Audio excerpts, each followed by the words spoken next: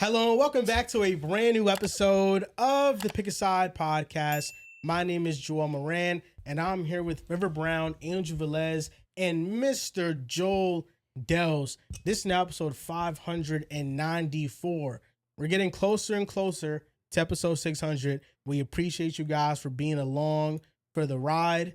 They enjoyed the 1v1 between you, Riv, and Mr. John Tortorelli, where he almost bested you, but you won, and it was a good victory.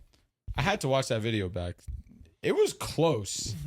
John made it close. Way closer than it probably should have been. In the moment, it felt like. The editing did a good job of making it look good. Yeah. You know, the funniest comment I saw was somebody commented, "Is this Riv from Pick a Side?" It's like, what YouTube channel was it uploaded under? Oh my God, bro. Yeah. Today's episode, we're going to preview the NFC North. Last episode, we previewed the NFC East. If you guys want to watch that video, you guys can on the last episode. And we'll also be posting the segments from those individual teams. This should be fun. The NFC North is best division in football. It's the closest. It's going to be the toughest one to call. And it's going to be full of surprises like it always is.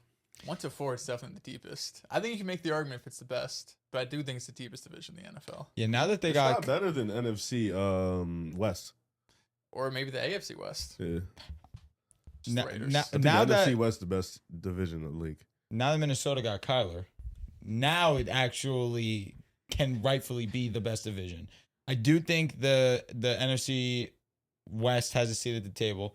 AFC West, depending on what version of the Raiders we get. But even those top three, Chiefs, Broncos, Chargers, there's people that are going to talk themselves into Super Bowl odds for all of them. What version of the Chiefs are we getting? I don't know, but you can still get Mahomes at some level. True. You know? True, and the Chargers scare me. No Did Minter. you had Chiefs in your top 10 I had or no? 10 flat. Okay. Mhm. I think I had them 10 as well. So we think they're, they're fighting for I'm it. not gonna lie to you, bro. It's 15 Glaze, like this straight up. Yeah, for sure. Because Like, there was a it's- lot of teams that could have been 10. Their defense is still mid. I picked a random team. They lost hella guys. Yeah, their secondary should be.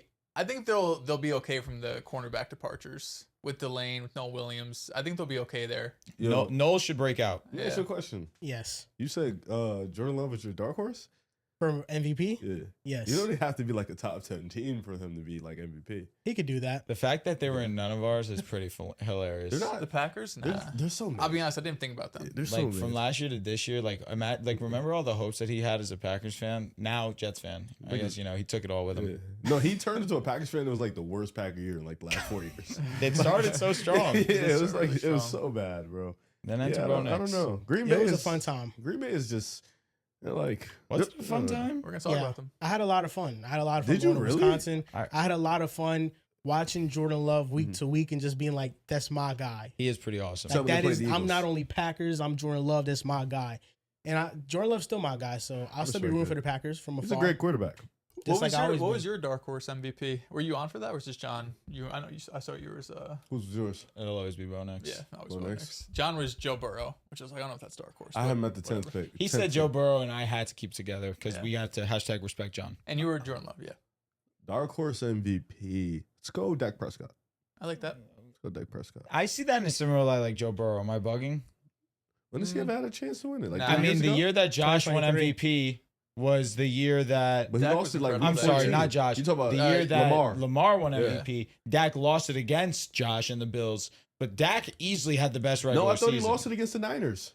He lost it a couple times. He lost it against the Dolphins first. They lost to the Dolphins. Yep. Then he lost it when he got blown up by the Bills. Yeah. And then, the Niners. The did. Bills was the nail in the coffin on Yeah. losing it. They had a good Because even that Dolphins Cowboys game came down to the wire and Tua just It's clutching. like what the Cowboys are. When there's expectations, they're going to fold. That's what it is. Sounds like the Packers. When Dak is at the top You of have the to win in MVP division. candidate, I haven't So set they have in stone. expectations, so they will fold. They will. And that's why my ceiling for them was second round playoff team because they won't get any further. I mean, that's a what their great ceiling season is. for the I'm Cowboys. gonna be Second honest. rounds? There's something beautiful about what he just said. Learning What? from your previous mistakes.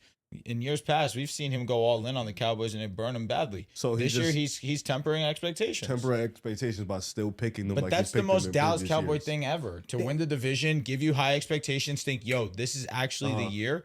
Gag in the playoffs. That's like true. typical Dallas. They just need to be better than Philly, and I'm okay. It's not hard. That's it. It's very As long hard. as that they're is better than hard. Philly, That That's is hard. Yeah, it's Yeah. very I'm hard. happy. That's a successful You need season to get- for you need to my get to, like, Cowboys 12 agenda. wins to be That's like, the okay. floor. That's Yeah, the the floor. Cowboys defense got to take a jump. It does. They can take a jump. That's the floor. They added a 12 lot of wins. talent. They did add a 12 lot. wins is the Young floor. though, young talent. I don't know if it's their floor. The I Eagles mean, the could year very much the year not be that Dallas great. won the division a couple years ago, Philly had to fall off for them to win it. It wasn't because Dallas was It close was a to them. catastrophic Like fall Philly off had for them, had the too. historical fall off. Outside of that, Dallas can't fuck with us, bro. Yeah, I'm rooting for that again Yeah, this year. yeah. You're cool with this. It's all Yeah, right. it's good, bro. I'm Rip hoping the doesn't- Eagles do Rip fall touches off. me a lot, actually. Because I if the agree. Eagles fall off this year, Uh-huh. it's gonna be for good.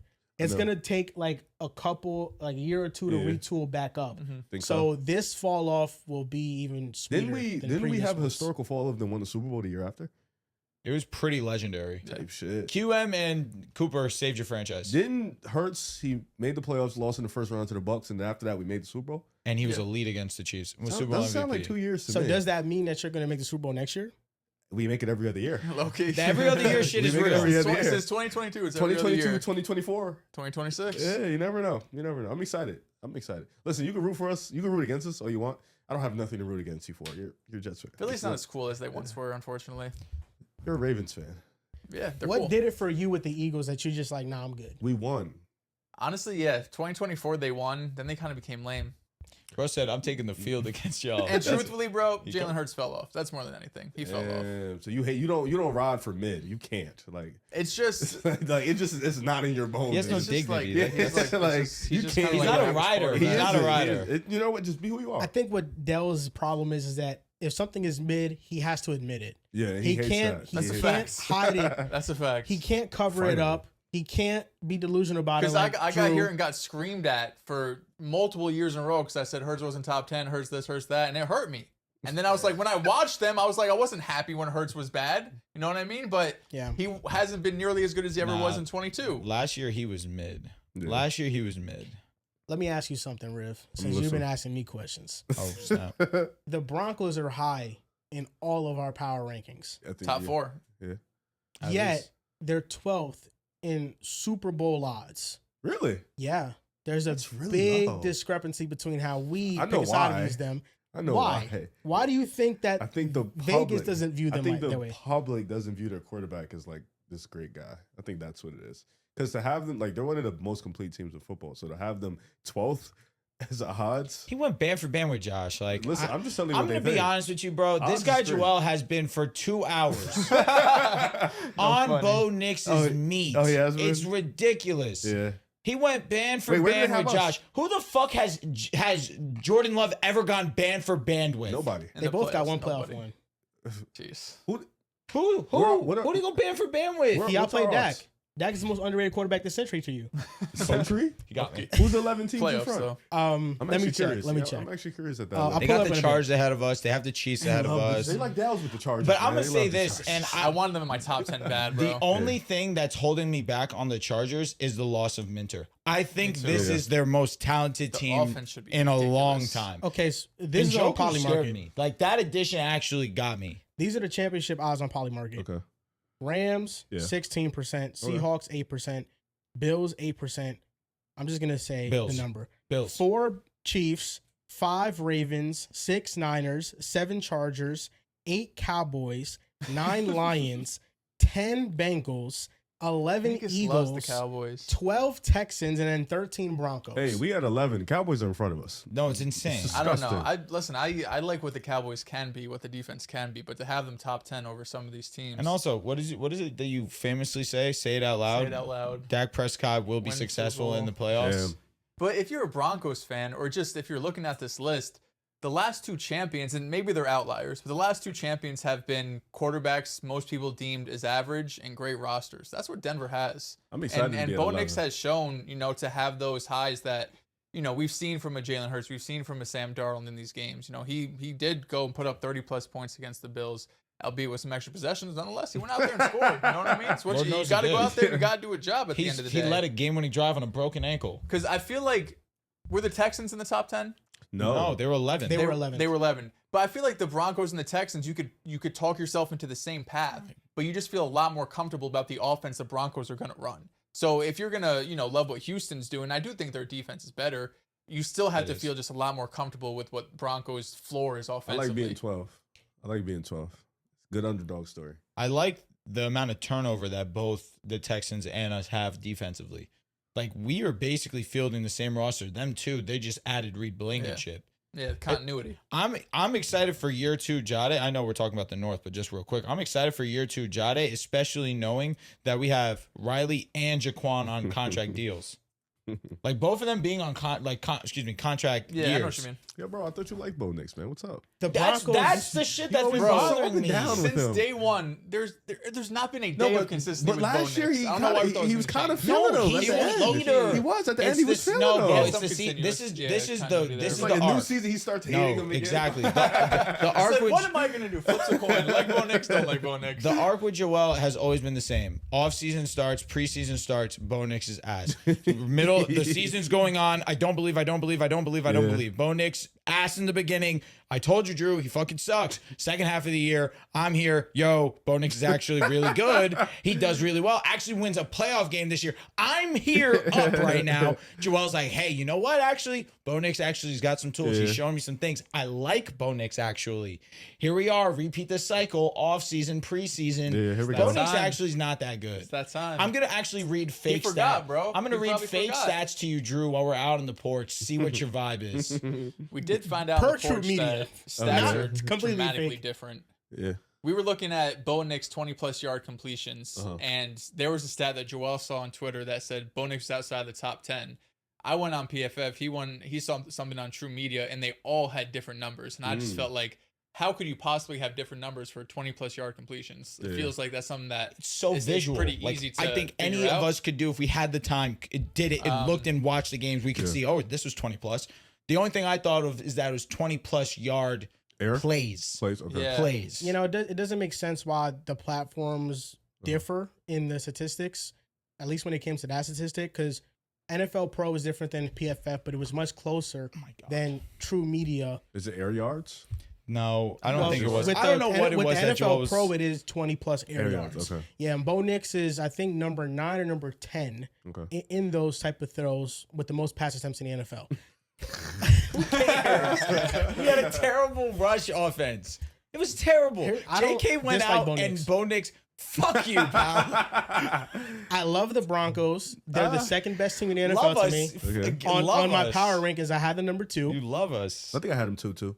I think so. Yeah. I think the only one who didn't have them in the it top Dickie 3 was him. Cock, But right? I respected the Seahawks. You had Ravens? Now I respected the Seahawks. Oh, yeah, Ravens Seahawks. was nothing but it jamming the Ravens. back of his Where throat. you have Ravens at? 3. Bro, Jesse Minter with that gotta defense can do some I'm not special gonna lie to things. you, but in year 1, Yes. I think next year I'm genuinely concerned. I don't know, Like they're going to be it could scary happen good. here. He has a history with Baltimore. He's more familiar than a coach going in there blind. And we saw year 1, he turned around the Chargers defense. Year 1, it was a top Fair. 10 unit. Is nobody concerned about the offensive line for the Ravens? It should be a it question. Could be, yeah, they used a first Still round no pick and real offensive lineman. weapons. They signed the Browns center today that is coming off an injury. He'll compete for a starting spot. It's not going to be a strong suit. But that's why I'm also interested to see what Declan Doyle could do with this offense, because whenever you change offense coordinators, although Todd Monken showed multiple years in a row that you're going to run a high offense in a system, there's always the unknown there, right? Yeah. Do you have the next up and coming? I just don't think they're caller? talented on offense. Can for Lamar Jackson stay healthy? And that too. Yeah.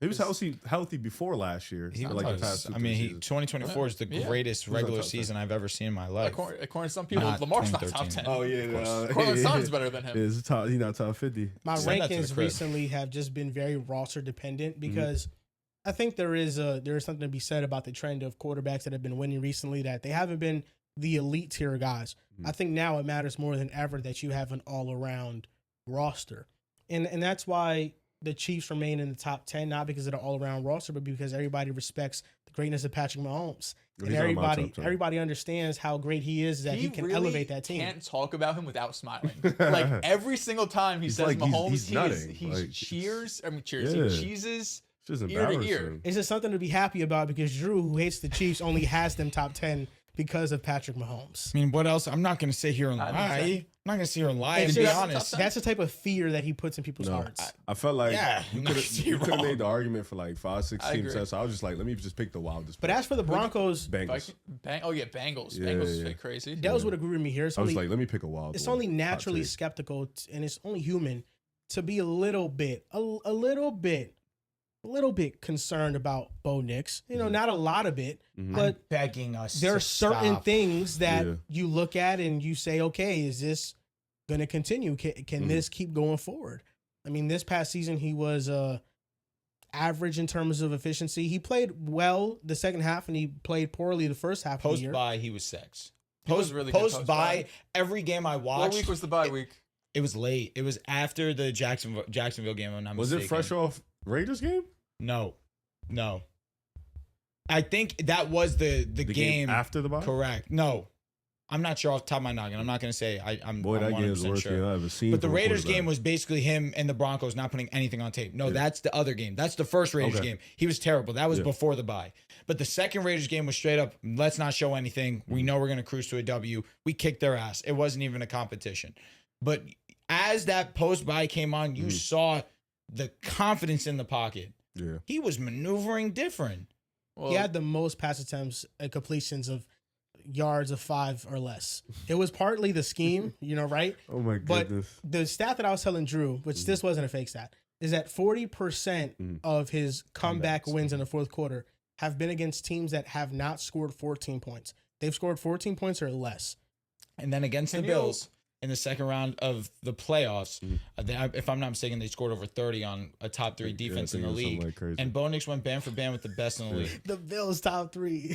The No, they were gauntlet top defense. 3. They were. Yo, you got to stop with the top 3. No, what was I saying? Top 3? No, I I wouldn't think say top offense. 3. Or you were a top 3 defense? Yeah, us. We Yes, were a yes. top 3 And they defense. scored 30 on you. And they put 30 on our No, noggins. they gave you a hell of. And then we went out there and Yeah, we yeah, yeah. absolutely gassed them. I didn't mention anything I think about when their we defense. blew it. I think we only scored like 14 points when we played you guys. In the division? No, in the Oh, regular- you, yeah, oh, when the we played Eagles. you- yeah, I think we no, only y'all scored like choked 14. badly. Yeah. I don't speak about Bo Nix that much nowadays because one, I'm saving most of my energy for the season. Fair. Gonna need it. Season 8, yeah. We How do you had think, multiple months off? I didn't have to go crazy in March. we talked about the Broncos opening schedule a few episodes ago, but can you just tell me how many good games Bo Nix has to start the year? Okay. First 8 weeks. He starts off slow every year. Well, week 1 we have Week 1's at Chiefs. KC. He plays well. Week 2 is versus Jacksonville. He plays well. Their defense is not the same. And we're home or they're Home, yeah. okay. Week 3 versus Rams. He plays bad. Big game. He could play well, but that is a talented team. Very talented. My God. Week 4 at San Francisco. It depends on the health of San Fran, to be honest with you. They've added to their defense, but I think he plays well. Okay. Week 5 at the Chargers. He plays poorly. Are you worried at all about the Chargers defense without Jesse Minter? Because I'm a bit terrified. They're going to run a similar scheme. It's obviously not the same play caller, but it's a similar scheme. And I think they still have talent. Okay. 2 bad games Getting so far. older. Week 6 versus Seattle. He plays poorly. Okay. Week 7 at Arizona.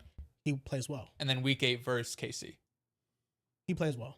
Okay. So So that's 2. 5 good games. 3. I think it was 3. It's Oh, three. 2? Two or It's three. three, whatever. It's 30. 2 or 3, whichever. Yeah, that's Yeah. good. That's good. But he could play poorly in all of them. Could you play good in all of them? Yes, potentially, yes. God.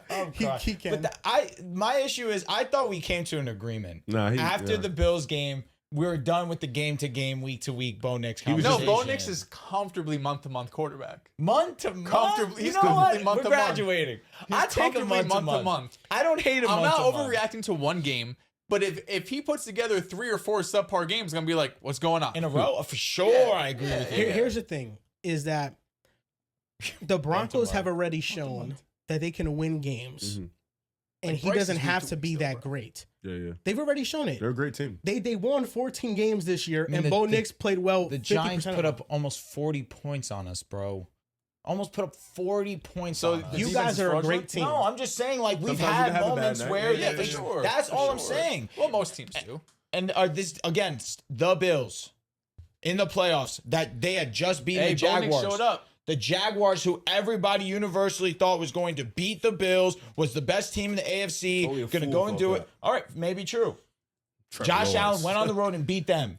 And that was the Lawrence Jaguars winning that beat us. That's a fact. Counterpoint. And we handled the Bills. I don't know if I handled. It was to the right. wire. Handles a little Five crazy, turnovers. but yeah. Five turnovers. Yeah. Five Handle turnovers. is like Five turnovers and Bo Nix goes for over Patriots. 300. That's handle. Facts, for sure. Five You didn't belt five them. turnovers and Bo Nix goes for The over wording 300. is a little crazy. Three It was a close touchdowns. game. It was a close game. Three They had touchdowns. 5 turnovers. It was a back and Bo forth game. Nix had a broken Like, they ankle. could have gave y'all a belt if they turned the ball Bo over. Nix had a 5 times, bro. broken ankle He did. and led a He game-winning hooped. drive. He hooped. Back against the wall, season on the Yo, I'm line, with you, Drew. game-winning I'm with you. drive, Drew. touchdown, Drew, I'm with you. dime, But 5 Marvin turnovers, Mims and on the it's a back and forth sideline. game tells you everything you need to know. Like It was a good matchup. That was going to that team. Winner of that team. Yeah. If Bo Nix was healthy, was going to the Super Bowl. For sure. I'm with you. Yeah, no, you're 100% correct. I mean, Josh Allen has the worst playoff game of his career. And Oh, it's He you might have almost had lose. worse. I know. I think he's had worse games. If Josh Allen, in his career. I don't know. I think he's that, had The worse game versus the games. Bengals is easily the Yeah, the worst. in game my was. He opinion. couldn't do anything. Like at When least he this was game, young, he too, could the do Texans things. I game get was it, bad. but still, 4 turnovers for turnovers. My process is like the Bengals game. He couldn't do anything. Like Bengals at least this was game, god-awful. he turned over, scored. moved the ball. Like he can move the ball. That Bengals game, he really couldn't I do think shit. he was better in the if Broncos it is game. not the worst, it is the It's second like, worst. It's like It's top 3. Yeah, bottom it's top 3 for sure. Yeah, bottom three. Bottom Yeah. three, top 3. And you had all those extra possessions and you almost lost. I mean, So I'm saying, but that also shows how easy they were moving the ball when they had it. The Bengals game, they couldn't do shit. that's why They for couldn't me, move the ball. the Broncos have already shown they're a great team and they're going to win despite I'm with who you. their quarterback division is. winner. Shit's I mean, awesome. even with Russell Wilson, the final year with Russell Wilson, they won what 8 games, and Russell Wilson was trash. that shit said is 8 not games. good. They won, but they won 8 games with bad quarterback play. No, he was. he was. The stats are way nicer He than was what he whatever. actually Yeah. was. That's what Sean Payne does. Cook. It is. You're That's right. my goat. She literally saved me. We're experiencing right now. Well, Changed now we're my going to life. see Davis Webb step into I'm the play calling role. fucking lit. I'm lit. It's gonna be exciting. Because here's the thing: Davis Webb is good. He gets a job. He leaves. Guess who's going back to Sean play? Payton. Exactly. Well, We yeah, you literally gave him the can't play lose. calling duties to be like, all right, you got one more Stay, year. please, at least. one more At year. least one more year. Stay You're one here. more. Yeah, shout out to the Broncos though. Wish you luck. Thank you. That's a luck. I don't know. I This don't know if upcoming that's season, true, I wish but- you Broncos fans a lot of luck, and hopefully Jalen Waddle is what you guys expect from him. Bo Nix, 3rd-year elite, and you're going to be in the MVP conversation. Broncos going to win a lot of games. AFC West winners again, potentially. I'm picking him. We're going to talk about the NFC North, Ooh. and we're going to Big do it in division. order by how these teams finished this past season. So the first team we will talk about are the Chicago Bears. The Chicago Bears won the NFC North this past season, and everybody is rightfully questioning whether or not this team can repeat their success that they had this past season. How do you guys feel about that? I think the Bears are still a great team. All in all, am I still the Bears hater that I was last year? No, because I feel like now everybody's expectation of them on this year should be about the same. Going into year 3, you're assuming that Caleb Williams is able to take another leap in his game. I'm extremely excited for the combination of Luther Burden and Roma Dunes at the wide receiver position, especially because I think that Luther Burden has all the tools to be one of the premier young receivers in this game. I believe he was the league leader in yards per route run, if not top 2. He was incredible in his opportunity, especially to end the season. And Rome, who started the year off very hot, got banged up, wasn't able to give you the full season that you wanted him in year 2. But I think the two of them, so long as they're able to stay healthy with, of course, Colson Loveland in the tight end position, this is a stacked weapons room. It's just a matter of, is DeAndre Swift going to put together another strong season? Common Nunn guy going ahead in year 2. How good is he going to be? I think with Ben Johnson, automatically, we kind of believe in that run game just at a certain baseline. But my concerns on the defensive side are still real. I don't think that they have a legitimate pass rusher. I don't think that they'll get consistent enough pressure on the quarterback. And I think that you're going to rely so much on Caleb, which shouldn't be a bad thing. If he continues to progress the way that he did from rookie to sophomore, I believe that he should be in a position where he himself could be in MVP conversations. He should have that type of year, especially considering the amount of talent around him, how great he is as an escape artist, the playmaking that he brings. If he's just a touch more refined with his accuracy, with his touch on his ball, I think that we can see an amazing season from Caleb and the Bears offense as a whole, especially with Ben Johnson in year 2. It should be a special thing to watch. It's the defense that concerns me. And I think that when it comes to playoff conversations in terms of making a deep push, especially after you're coming off a year where you were just the second seed in the NFC, expectations are going to be high for you. This was a team that relied heavily on turnovers last season. And granted, they capitalized on their opportunity and they won very close games almost every single time. You had a clutch quarterback, but you also had timely plays on the defensive side of the ball. Does that come to a certain median this upcoming season? That's my concern for the defense. Are they going to be a team that is maybe active? I feel like recently the trade deadline has been a popular thing in the NFL over these last recent years. Are they going to be aggressive and try and add to that defensive line? I think that they should, especially considering you're on a rookie deal with your quarterback. You want to maximize this window. You know you're talented. You know you have the tools to do it. It's just a matter of going and get it done. I was a bit underwhelmed with the way that they handled it this offseason.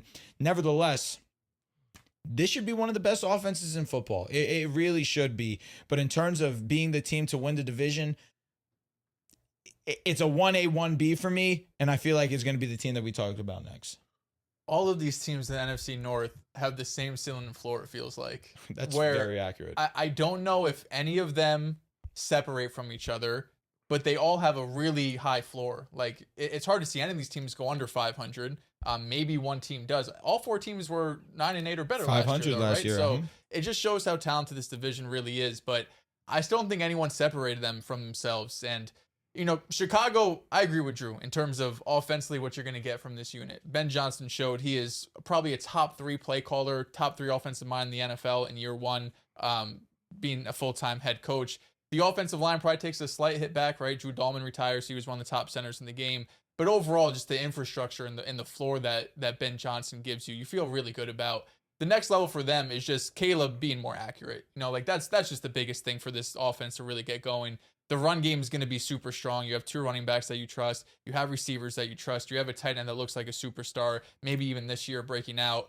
But it really comes down to, can Caleb become a more accurate quarterback? Can he, you know, really take these wide receivers to the full advantage and hit them in stride so they could take a 10-yard route and take it for 30 yards instead of throwing it behind them or at their feet or at the sideline. He does a good job of taking care of the ball and avoiding sacks. Like, that's Caleb's number one thing outside of being this crazy playmaker. No negative plays. Very rarely does he make negative plays. But all of the inconsistencies just with his accuracy, that's where he's really hurting this offense. So if he's able to take it up a notch and he's able to, you know, take a leap and become a 64% completion percentage guy, then I think it takes off a lot of pressure from this defense, because the defense is going to be bad. I don't think you're going to see this team lead the league in takeaways again. Drew mentioned this. It's really hard to have that sort of turnover luck, and there is luck that goes into it. Warren Sharp has formulas out there. They were number 1 in best fumble luck, number 7 in best field goal luck. It's so funny stats like these exist. They exist, though. They had the 3rd most fourth quarter points, Yep. The 4th easiest schedule of opponents. They had a lot of things go their way, and they took advantage of it. They won the division. They won a playoff game.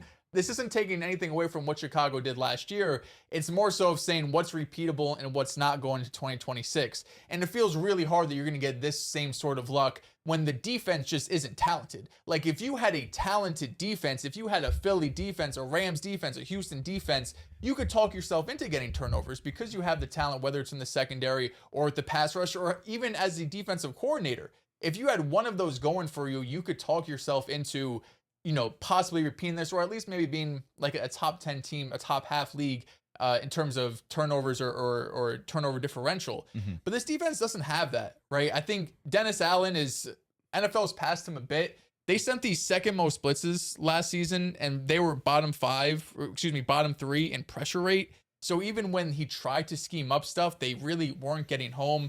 They don't have any pass rusher that I think you feel great about. They had 35 total sacks last year. That was bottom 7 in the league, bottom 6 in pass rush and win rate. There's not much you could look at when it comes to at least this front 7 and feel like it's going to be a game changer. If you do think this defense could get something going, I think it would be in the secondary. I think it's with Jalen Johnson healthy. It's with Kyler Gordon healthy. It's with Dylan Thieneman coming in. It's with Kobe Bryant coming in. It's with all these additions you made to the secondary or just getting some guys back from injury. That's probably the area you could talk yourself into in terms of being a strength. But it's so hard, I feel like, to just have one part of your defense figured out, right? Like if you just have a good secondary, that's not enough. If you just have a good pass rush, that's not enough. So if they could find a way to get this pass rush and this front seven playing at like an average level, I think the defense could be surprising. But as it stands right now, I'm still pretty skeptical about it. The Bears are missing the playoffs. I didn't know. How did you want to do it? I could go first. Yeah, I think the Bears are missing the playoffs. There's too many regression indicators to not feel that way. They led the NFL in takeaways. They led the NFL in turnover differential. They led the NFL in fourth quarter comebacks. The last 4 teams that have led the NFL in fourth quarter comebacks have missed the playoffs the very next season. Caleb Williams, through 3 quarters last season, 24th in EPA per play and 28th in success rate. In the fourth quarter, he was 6th in EPA and 14th in success rate. So it shows you that he was clutch and he deserves credit for that. But the defense that ranked 31st in pass rush win rate last season added no pass rushers to the team that at least will make an immediate impact. The Bears have the turnover luck going against them. They have the fourth quarter variance going against them. And then most importantly, last season, they had the 4th easiest schedule in terms of strength of opponent. And this season, they have the number 1 hardest schedule in the NFL. There's too many things going against them in a division where margins are everything. And even if Caleb Williams takes the leap, which I do believe will happen, I don't think it's going to be enough to offset all of these numbers and indicators that they're going to regress. And this isn't a division where you can not have a side of the ball figured out because all these teams are really good. The Bills, they led the NFL in takeaways multiple seasons, but they were able to still make the playoffs because the division is weak. You know, you don't worry about the Jets. You really don't worry about the Dolphins. And then the Patriots just became good as of recently with Drake May. This division is too good to not address key weaknesses of the team, and that was a pass rush. I love what they did in the secondary, and I don't think the Bears are that far off. I think the Bears are a star pass rusher away from becoming a contender, but that in itself is going to hold back everything because it's Montez Sweat and then everybody else on the defensive line, at least on the edge. They really can't get consistent pressure. They're blitzing, and they still can't get home and get pressure consistently. And if you can't get pressure, your secondary is going to be covering for too long, and it's not going to be enough to field a good defense. So I look at a bad defense. I look at a team that won miraculously in the fourth quarter tons of times, and I still look at a quarterback that is up and down and inconsistent. I don't think they're going to make the playoffs. Yeah, I think last year gave you hope for this team because of the clutch play. I think you have a quarterback that's super young. You know, he's talented. He has that mannerism that he can come back big games, win those games. That really helps out. The podium stuff for sure. Pissed me off. Yeah, and then on offense, I think they have the talent that gives you a floor. I think the talent on offense is young, it's healthy, it's super good. You got Rome Odunze, like you said, Luther Burden. You got Colson Loveland, if I'm not mistaken, the tight end. And then the offensive line, I think it can regress. But if Caleb Williams comes back and he is maybe not down, but down to down, I think that gives you a little bit of, some leeway, especially in those first quarters, second quarters, third. Like if he can fix up maybe the second quarter, and now he's second quarter and fourth quarter, that changes a lot throughout the game. But I also feel like this division is talented, but I feel like nobody in this division is outright the best. I feel like none of these teams I fell in love with their offseason, and I do feel like there's some holes on a lot of the side of the balls with each team. But for Chicago, you mentioned it. It's not good to have a good secondary, a talented secondary, and you can't get home because at that point, the secondary is just scrambling. They're going to be out there for too long. I mean, Jalen Johnson is one of the best corners in football, and you have guys out there that can help him out. But I do feel like this team needs a pass rush. But for Chicago, all that luck can go the other way. But, you have a coach, you have a quarterback, you have offense. So I feel like coach, quarterback, offense, that gives you a baseline, a floor. And this division isn't as great as it once was, like not too long ago. Green Bay won like 11 games. Minnesota won like 12, 13 games. Detroit won about 13, 14 games. Last year, we just saw Minnesota win 9, Green Bay win 9, and Green Bay's dealing with injuries. And then, if I'm not, what's the other team? Detroit. They won about 9 games. So, like, this division isn't these world beaters anymore. So I feel like for Chicago, it's not the end-all, be-all, but I don't like how they attack this offseason because, like you mentioned, Drew, Caleb's on a rookie contract, and you had an opportunity in the second round, to make the Super Bowl. You lost, unfortunately, but you're a young team. Why not attack this offseason? Why not be more aggressive in bringing in a guy like Max Crosby, if he's healthy, that can change your defense? Or maybe go in and plug in and try to get Myles Garrett. I feel like, or just maybe shoot for a guy like Denzel Ward. Just be more aggressive to help this defense, because I feel like the offense is going to continuously get better. You have the coach, you have a lot of young talent. But I think Chicago's still going to be good. Missing the playoffs, I don't know. I'm still going to be a wait and see, because I feel like you can talk yourself into every team in this division missing the playoffs. You can also talk yourself into every team in this division making the playoffs. I don't know if I can talk myself into the Packers making it. They always make it. They have a floor. They have a quarterback. He gives you a baseline. When's Micah coming back? Yeah. Week 5, probably the earliest. Week 6. I know. This division's question marks are all within the defense. It's so true. true. You question the Bears defense. You question the Packers defense. You still question the Lions defense.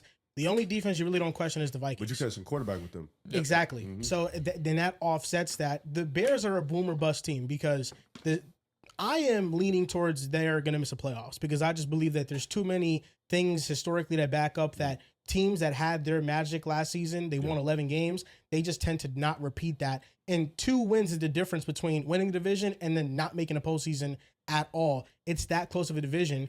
But they also have the head coach, they have the quarterback. So I see this season going one of 2 ways for the Bears. Yep. I see it going in the way where they miss the playoffs, which is what I'm predicting. And I also see it going in the way where Caleb becomes one of the best quarterbacks in the NFL. It could also blossom the way that the 2022 Bengals season happened. 2021, they're coming off the insane season. They go to the Super Bowl off the back of their defense. And, of course, Joe Burrow making timely plays. Jamar Chase, excellent. Great kicking performance by Evan McPherson. Let's not leave him out of it. Cannot forget that. Cannot do that. He's a legend. But in 2022, they went and ran it back because Joe Burrow got better. Jamar Chase got better. T. Higgins improved. You got a lot more offensive firepower from them. And defense wasn't as great as it was in the year before, but the offense was able to elevate as much as they were. I can see the similar thing happening for the Bears, where Caleb is only going to get better. At least that's what we assume. Luther Burden getting more opportunity, especially with DJ Moore now being in Buffalo. Rome Odunze hopefully being healthy. And you saw the way that Colston Loveland ended the season. You've said it more than anybody. The guy came out here and was a star second half. The guy who benefited the most from Rome missing time, of course, you can say it was Luther, but it was really Colston Loveland. He got an insane amount of targets in the postseason, and deservedly so. He's one of the more explosive tight ends you have. So where I hear you on the defense, I'm with you 100%. I think Ben Johnson is such a gifted offensive mind with all the offensive personnel that they do have. It's going to be hard for me to see this team missing the playoffs, especially when I look at the Packers, whose defense is as weak as it is. Considering Micah Parsons, you're not sure when he's going to come back at all. That's really where you look at them last year. Let me not get ahead of myself, but when you don't have Micah to having Micah, the defense was completely different, and that's an obvious statement when you're talking about a top 3 pass rusher in the National Football League. And then the offense, what version of Josh Jacobs are we getting? Are we getting a healthy wide receiver core? We just lost Romeo Doubs on top of it too. I'm here for a Matthew Golden breakout, but I'm concerned genuinely. And then the Lions defense sucks. They're the only team that has, let me not say that because of course the floor that the Lions offense has given you, but the Bears have a ceiling on their offense that we don't know yet. Yeah. Yeah, but the ceiling could be as high as what the Lions is or what the Packers is even. The Packers offense is towards the top of the league in a lot of different metrics, and the Lions, their running game fell off. The Bears do have the most balanced offense, though, because they have the best offensive line. The Lions have added some pieces, and we'll see how that goes, but they should have a good offensive line still. The Bears... Losing Dahlman sucked. It does, yeah. Yeah, but they're still ranked towards like the top 10. So the Bears have just an excellent foundation. It's really about their defense and the fourth quarter comebacks that they had. We're going to go over the Bears' schedule, and we'll see what record they end up finishing with. Let's do it. Predicting the Chicago Bears schedule for 2026. You're First game up. Do it? Let's do it. At Carolina. It's an easy one. Easy is crazy. Carolina shows up for these primetime games. This is an easy one. Okay, 1-0. Versus the Vikings. I think they split, so I think they take this one at home. Okay, 2-0. Versus the Eagles. I mean, Chicago played them well last year. They beat them, if I'm not mistaken. They did, yeah. They ran all over them. It's just, are you expecting that type of performance again? probably think the Eagles banged up going to that game. I think. I don't know. What do you think, Riv? You taking the Eagles? I take us against anybody. I say Philly gets that. 2-1. Versus the Jets. That's a win. 3-1. At the Packers. I think they split, so they lose this one. Okay, 3-2. At the Falcons. It's a win. 4-2. Versus the Patriots. That's a tough game. I mean, they played New England and Philly, so I'll give them this one. Give them Okay. the loss to Philly. Went to this. 4-3. Yes. We gave him a win here. Yeah. Win. Okay, sorry. 5-2. We're here. 5-2 for the Bears. At the Seahawks. No, they should have 3 losses. We No, they can't? didn't. No. I'm here. No, Yeah, it's 7 weeks. Yep. Yeah, we're good. 5-2. Yeah. All right. At the Seahawks. Loss. Okay, 5-3. Versus the Buccaneers. Win. Sneaky. That But is I'm with sneaky. you. Home. 6-3. At the bye week, the Bears are You 6-3. feeling pretty good right now. Feeling amazing. Versus the Saints. It's a win. Sneaky as well. 7-3. This is a tough. I can hear number one toughest schedule. Yeah. This shit is hard. At the Lions. Split. That's a loss. Okay, 7-4. Versus the Jaguars. That's a tough game. Man. But I don't know. Jacksonville going to Chicago. This is like week 12, November. I'll Yep. take Chicago. 8-4. At the Dolphins. That's a win. 9-4. At Buffalo. It's a loss. 9-5. Versus Green Bay. That's a win. I gave him the loss earlier. Yep. 10-5. Versus the Lions. That should be a win. I gave him the loss earlier. 11-5. And to end out the season, 3 straight division games against the Packers, Lions, and Week 18 at the Vikings. It's a loss. I can hear you saying week 18. Yeah, for sure. Who's playing for what? Whatever it is. I was Yeah. just letting them split. You know what I mean? And So also, I give them the loss. Man, I'm with y'all on Minnesota. I think they're going to be a good team. They're very balanced. I don't know until I watch it. You No, know I what get I it. mean? They won But 8 games with JJ McCarthy. Yeah. But that They won some schedule games down was the stretch. sweet. The schedule ain't that hard. This This is, year. I think it's What like did the Bears bottoming. finish with here? 11 11 6. 11-6 in this scenario. Yeah. So the same record they had last year, they finished with this upcoming season. That's 11. fine. It could go either way. I mean, I felt like I tried to go 50-50 with the tough games. did. I did give them benefit of the doubt, though. Like when they played the Saints, when they played the Panthers, when Yeah. they played, there was one other team in there. Tampa Bay. Yeah, like, obviously any of those teams could beat them. But I think all those games were at home, too. Yeah. Gotta handle your business. Yeah. I will say, again, week 18, tough situation. There's a clutch. Yeah, it's not a brutal schedule. It's not brutal. I didn't love that for them. Didn't love it, no. But when your division's that good, it's like their first 8 weeks, half of them are division games. They're all going to be tough. But then they got Philly. They got Seattle. Yeah, they got New The England. Patriots. The Patriots. Jacksonville later in the year. Jacksonville. That's The tough. Buccaneers also aren't a slouch. not at Panthers all. are going to be decent No, this season. the only Saints- teams that are easier are the Dolphins and the Jets. Agreed with The you. only thing that's really going to hold back the Bears is even when you go into these games with the mindset that we should put up points, you also have to say we're probably going to let up a lot of points. Mhm. And that's the thing. When you're just naturally playing in shootouts, Yeah. you do just have more of a chance of losing those type of games. Yeah. I'm going to say this, man. They limited the Rams way more than I thought in the playoffs. did. Way more than I thought. It's because Stafford against the blitz is a little jittery. He's an old man.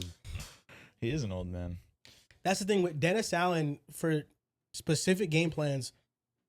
I think he's good. He calls really timely blitzes, and it bothered Jordan Love and the Packers offense in the second half of the playoff game. And then against the He's always Rams, bothered.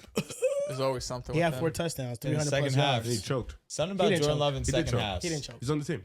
The Packers choked. choked. Nah, He's on the team. he did He's his a job, leader. though. He did his He's job. a leader. He did his Hashtag job. did all he He could. did his job. He's a leader. He did his job. He's a leader. How many points did they score in the second half? 7? Bro, What was it, like 24-7? I know Matthew Golden scored. That's it. That's all I remember. We got a touchdown in. Yo, you don't score in the second half. Who am I looking at, man? They got a the touchdown. offense, the play caller, the receiver. Yeah, throwing and the the play ball. caller was That's it, sketchy yeah. for sure. He's been doing his thing. Defense wasn't. It's like if we working on a job, we construction workers, and you the person who's supposed to lay down the cement, and you forget. It's not my fault. I agree. If I'm over here, I'm worried about what I got to do. Yeah. I agree. I mean, one of these days he gonna win something, right? But Chicago Bears 11-6. They finish with that, and with that record, we're not gonna do breakout player as we preview the team. At the end of all of our previews, we're gonna give our breakout player for each division at the very end. So now, next team up, let's go with the Green Bay Packers, which Drew, you said Yeah, that you caught me. Well done. you think they're going to miss the playoffs. Oh, interesting, because I did say the next team that we're going to talk about would be my 1B. I didn't think it would be the Packers. The defense fell off so hard last year once Micah went out. And even still, while Micah was on the field, it was hanging on by a thread. It wasn't great at stopping the run. It was good at getting home because Micah Parsons is Micah Parsons, but the secondary was all right. This team was really Micah Parsons reliant. And again, I get it. It's one of the best in the game. But it wasn't that great of a unit, especially once he went down. And then on the offensive side of the ball, the consistency that they show is admirable, truthfully. Jordan Love is one of the better quarterbacks in the league. Matt LaFleur, one of the better play callers. When Christian Watson is on the field, Jordan Love has a reliable weapon to throw to. And Tucker Kraft now coming back, God willing, week 1, ready to go. You have that combination of Tucker Kraft and Christian Watson with now who I'm previewing my breakouts early. Matthew Golden now coming into a stronger role with Dontavian Wicks now leaving and Romeo Doubs exiting. It's just prime for him to have a breakout season in his sophomore year. I think that this offense is going to be really good. I'm hopeful that Josh Jacobs can be healthy because this offense can be strong. But the offensive line, I have my concerns. Jordan Love, I don't have any concerns, truthfully. I do want to see him. His first year that he came into the league, the first year that he started full time, he was a bit more mobile. He was a bit more prone to take off, especially in that red zone area. I feel like these last couple of years, we've seen him be very pocket reliant and trusting his arm, which isn't a bad thing. He is one of the better passers in the league, but I feel like that was a dynamic in his game that we haven't seen since that first year starting. I'm hopeful that we get that guy in year 4, but this offense is going to be good. This defense is not going to be good. And if you're relying on Micah to come back and just completely take over and that be how your coping mechanism to we're going to be the best team in this division. We're going to win the division. We're going to be a playoff team. We're going to win a playoff game this year. I get it. It's Micah, but at the same time, there's just holes on the rest of this defense that I have my concerns with.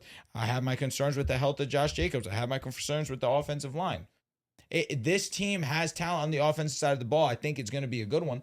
But I just find myself among these teams, it's this team and another that I just have real questions about. They're frustrating, man. The Packers are God bless you. Packers are really frustrating. On offense, they have a bit of a superpower. Not even a bit of a superpower, they have a superpower. It's Jordan Love. Like, Jordan Love is, I should be a consensus top 10 guy. 9 wins. I don't think it's his Second fault. in EPA, baby. When you look at we talk about basketball and all this offensive engine shit, Jordan Love is the offensive engine. He is. When it comes to this Packers offense, I know a couple of years ago Josh Jacobs had a great year, but Jordan Love is consistently a guy who ranks top 10 in efficiency. This year, Joel mentioned he's top 2 in EPA per play. He's number 5 in success rate. He had one of the best quarterback seasons in the NFL last year. Green Bay Packers are 27th in pass attempts. This was a team that didn't lean into what they were good at. Right? Josh Jacobs was banged up last year. The run game wasn't nearly as efficient as it was the year prior. They were top 10 in rushing, and they were bottom 5 in explosive runs. In terms of 20-plus yard runs, it was like the Chiefs, the Saints. There was 4 teams below them. They were not generating any sort of explosive runs with their run game, partially because Josh Jacobs either wasn't 100% or he was out. So they were consistently like, because it's funny, when you look at like their success rate, they were like top 12 or something in rushing success rate because they were pretty consistently getting these 4 or 5 yard runs. But if you're not able to get any explosive off of it, that's not really doing anything for you. And when you have someone like Jordan Love who has shown you, if this offense runs through me, we can be a top end offense. We've seen it since really Jordan Love's first year back in 2023. The Packers have been bottom half and most years bottom 10 when it comes to pass attempts per game. They have not unleashed this offense and unleashed Jordan Love in the way they should. I know the pass catchers, you lost a couple guys in Wicks and Dobb this year. So maybe look at it as like, this is the year you bring it out. But I feel like you're just holding this team's potential back, right? When you look at a team like Cincinnati or the Cowboys, for example, I know they have the offensive weapons and they have the receivers. So you look at them as a different path. But if Tucker Kraft's 100%, I think that's a game changer at tight end. Like Definitely. That is one of the top 3 at worst 4 tight ends. Do you think that's the issue? Their wide receivers are never 100%? That's part of it, but this was the first year that Tucker Kraft had this type of injury. Yeah, I'm just saying like the other guys. Yeah, like, Christian Watson's obviously a concern, but I think you could make a passing game around Tucker Kraft. Like if he's 100% healthy, I think your passing game can run through him. You know what I mean? Everything funnels through him. and you're hoping Golden can establish himself as an outside receiver. You have Reed in the slot, and Watson's the guy who gets banged up. I guess Reed a bit too, but there's pieces there if you're able to use it correctly, and if you're able, I think, to lean into Jordan Love more, because we could shit on Jordan Love all we want. I'll do it as well. The playoff game wasn't his fault. Like they put up 28 points, 21 the first half. It's funny. The second half, Caleb Williams did some ridiculous shit, and I think Matt LaFleur had himself a really skeptical game plan or just decision making in the second half, where he just wanted to get very, very conservative, and he allowed the Bears to come back. So I trust the offense, but I just don't know if I trust them enough to make the right decisions and really lead as a pass first attack. Defensively, you mentioned it, Drew. Not having Micah changes everything, right? This is a team that when Micah was on the field last year, it was a top half of the league defense, top 10 in most statistics. They were also on the field less than any team. They were 32nd in terms of plays per drive, 32nd in terms of time per drive. The Packers offense did a really good job of controlling the ball and controlling the clock. They were also, I think, top 5 when it comes to starting field position. So the defense had a pretty big advantage. They were able to get off the field some, and the Packers did a good job just giving them rest pretty consistently. But without Micah Parsons, I don't know how you look at this defense and feel good about it. Like, you could talk like this could be the worst defense. I don't know if it's gonna be worse than Chicago. I shouldn't say that. But the third best defense in this division is definitely in the range of outcomes. At least Chicago, you could feel good about their secondary if everything stays healthy and a couple things break their way. But for the opposite argument, you could say Micah Parsons comes back and he's Micah Parsons. So it's really tough. It feels like after last year's, it's really just a Micah thing. It really feels like after you make the trade for Micah last year, it felt like this was a team on an upward trajectory. This was a team that Super Bowl contender year 1. I don't know about that. We're going to contend in year 2. We're going to contend in year 3. And then a year later, it feels like there's an argument they're the 4th best team in the division. Yeah. And it's because I don't know if I love Matt LaFleur, and it's weird to feel this way because I've always thought he's a good play caller, but I just don't think he's utilizing Jordan Love correctly, and their defense isn't talented enough. I just don't know. I don't know where to go. Can I ask you a question and then Riv, you go, or whoever? Do you think it's not that he doesn't trust Jordan, or do you think that he doesn't trust the supporting cast of Jordan? I don't. It should Because be, the interior, aren't they top of the league in drops? The interior offensive line is abysmal. You can rely on Christian Watson, that is for sure. But you needed Jaden Reed to come through for you down in the stretch in that last drive of the game, and he couldn't get it done for you. I'm just living and dying by it, man. I respect it. I'm just like, yo. This guy has shown in the sample size that he's going to be one of the most efficient quarterbacks in football. I don't disagree with you. And I think that's why your comment threw me off a little bit, because even them getting Micah still felt like they needed a little bit more in the wide receiving department. You say you trust Christian Watson, but he's a guy that's banged up a lot. That's true. He misses when he's time. on the field, I trust him. When he's on the field, he's awesome. But there's times when he's not on the field. Right. Jaden Reed is another guy who's dealing with injuries. True. They don't have a run game. The interior offensive line isn't good. You lost Tucker Kraft. So even when they got Micah, it still felt like this team was maybe a move or two from being a Super Bowl contender, because it felt like they were still missing some key pieces of offense, or they were banged up. Even on the defensive side, Micah Parsons, one of the best in the game. If not, outside of Myles Garrett, probably the best in the game. And he changes a lot. He's a complete game changer. Obviously, he's going to be out for, maybe 6 to 5 weeks or whatever it is throughout this season. So your defense is really going to take a hold. But it feels like this Green Bay Packers team, it feels sour, because I'm with you. I do think Jordan Love carries this offense. I think he's one of the better quarterbacks in the league. He's probably a top 10 quarterback to me, but the core around him, it does feel like it's either it lacks the talent, it lacks the steady progression that you want, or it's just not on the field consistently. Like, I know you talk about, Green Bay was able to control the clock and stuff like that, but Dobbs missed time, Watson missed time. Like, this offense didn't have the proper weapons around him for maybe why they didn't unlock Jordan Love like they should have, and I think that could be a key thing. But going into this year, I feel like you lost Dobbs. You're relying on Golden to step up. I think you should do that. You draft him in the first round. You're relying on Tucker Kraft for sure. He's young. He's going to be special.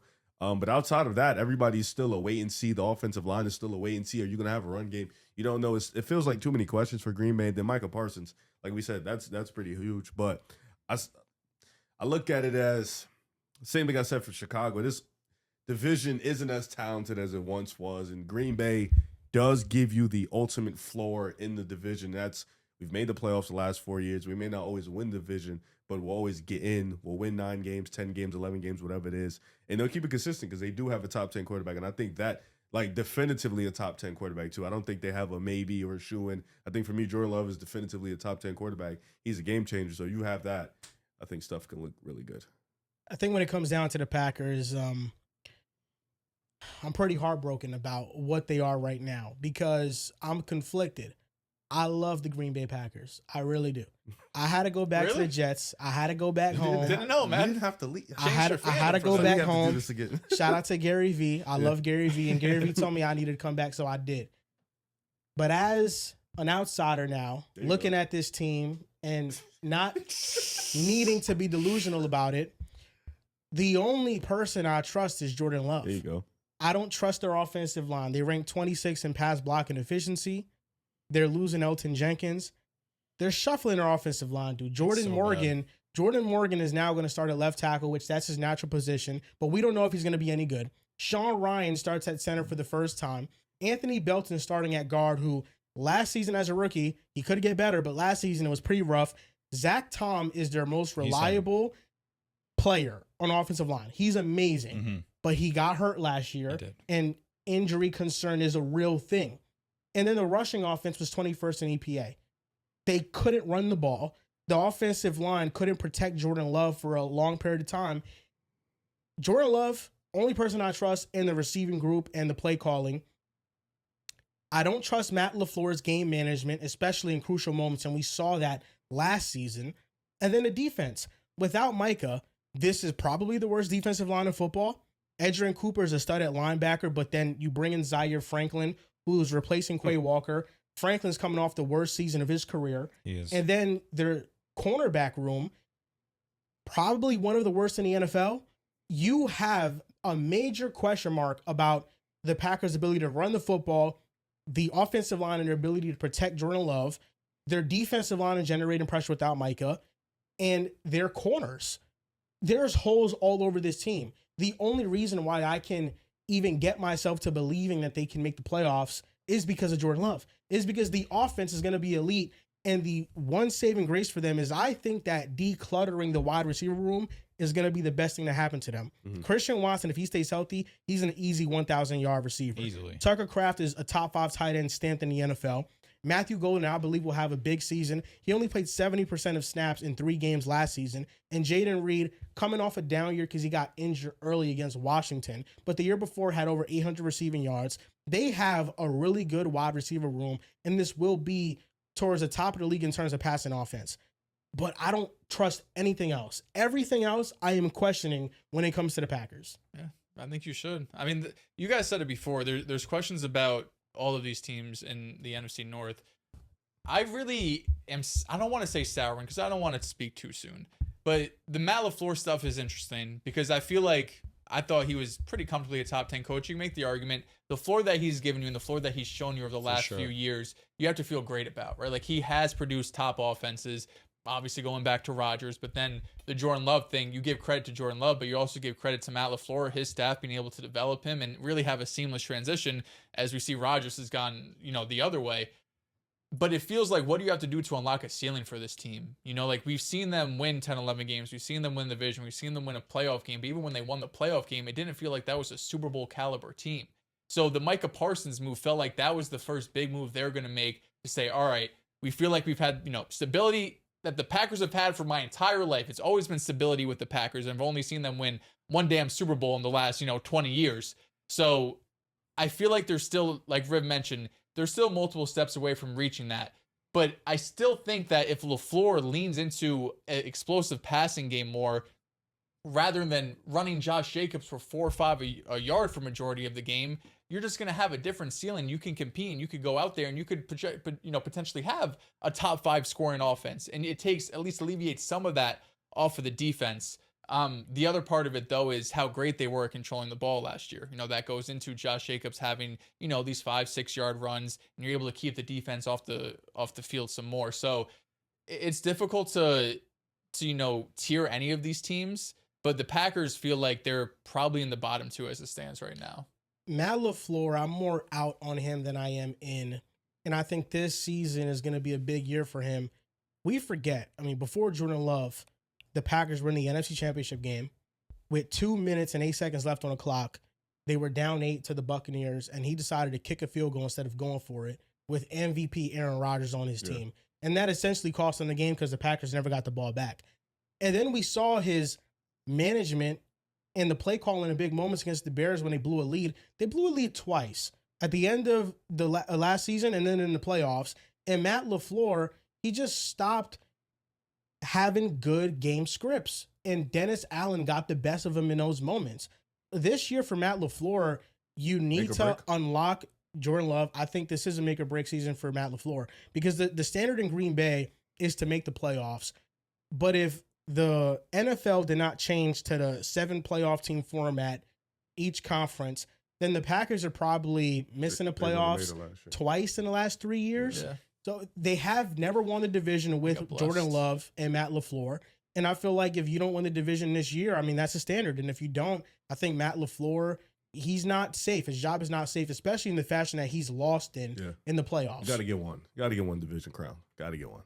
It's crazy. They haven't won with Jordan Love. Nah, nigga, I could have told you that. I mean, but they made the playoffs every year. Yeah, I know. Detroit ran it, and then Chicago took it. Detroit ran that shit, man. It was special. It was special.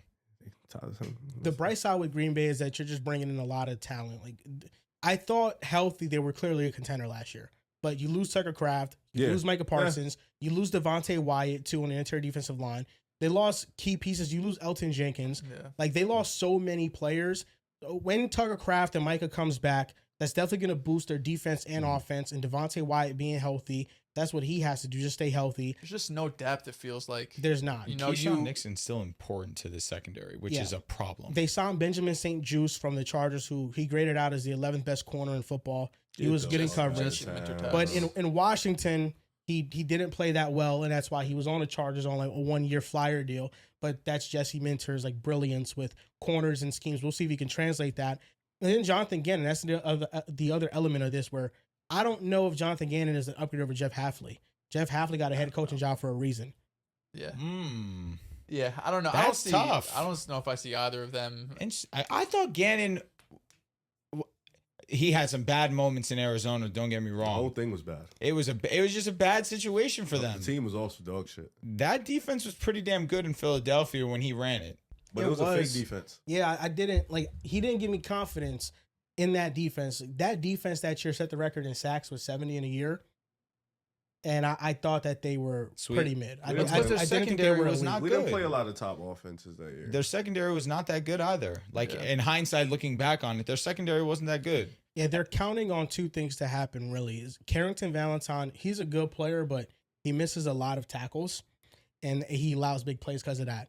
If he can shore up the tackling, I feel like they have a starting corner. Okay. And then Benjamin St. Juste is solid. We'll see if he can replicate what he did last season. And then they drafted a corner, Brandon Cisse, a rookie corner, 2nd round, and he, best case scenario, plugs in and can start. But they're counting on a lot of like question marks. They're not sure of things. Now, then their major interior defensive line move was bringing in Javon Hargrave from the Vikings. Yeah. And last year he was pretty meh. So like that's the thing with the Packers. I don't think they did enough this offseason to make me feel overly confident in them this upcoming season. I'm just confident in Jordan Love. And I know Jordan Love, whatever he does, he's going to go down swinging. When he going to get you? Do you have a record prediction? Yeah, what's the record prediction? Let's go. I'll predict the winner and loser of this. I keep track of his schedule. I know he's about to be a little delusional. I don't think he's going to be that Green Bay Packers schedule. Joe Moran's predicting it. Week 1 at Minnesota. At Minnesota, I think this is a loss. 0-1. Week 2 at the Jets. Win. 1-1. And I've seen some people say the Packers are going to lose to the Jets. They could lose to the Jets. I'm rooting for it, but I don't know. Geno Smith, with the offense, with the weapons. Didn't y'all lose to the Browns last year? The Jets or the Packers? The Packers. Yeah, they did. You're right. I was a fan last year. Yeah. They did lose to the Browns. They did lose to the Browns. You can lose to anybody. Week 3 versus Atlanta. So I'll go back. Okay. I'll go.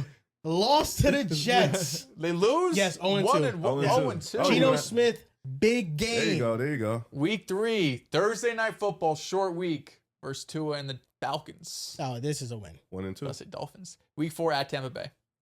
This is a win. 2-2. Week 5 versus Chicago. They're in Green Bay? Yes.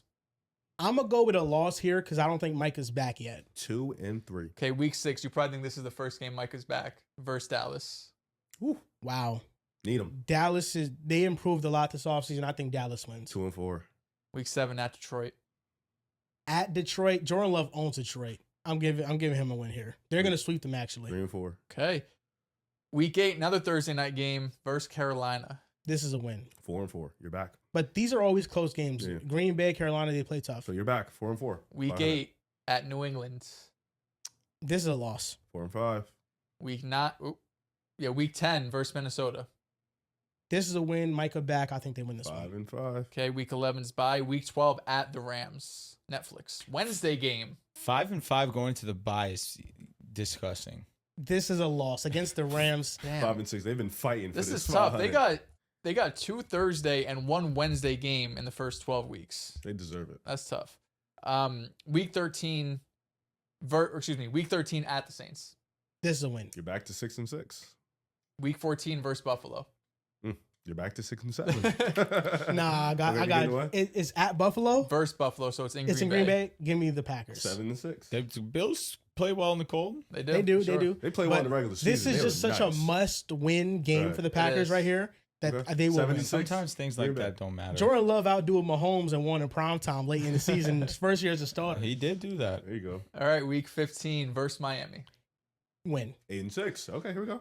Week 16, Christmas Day, Friday at Chicago.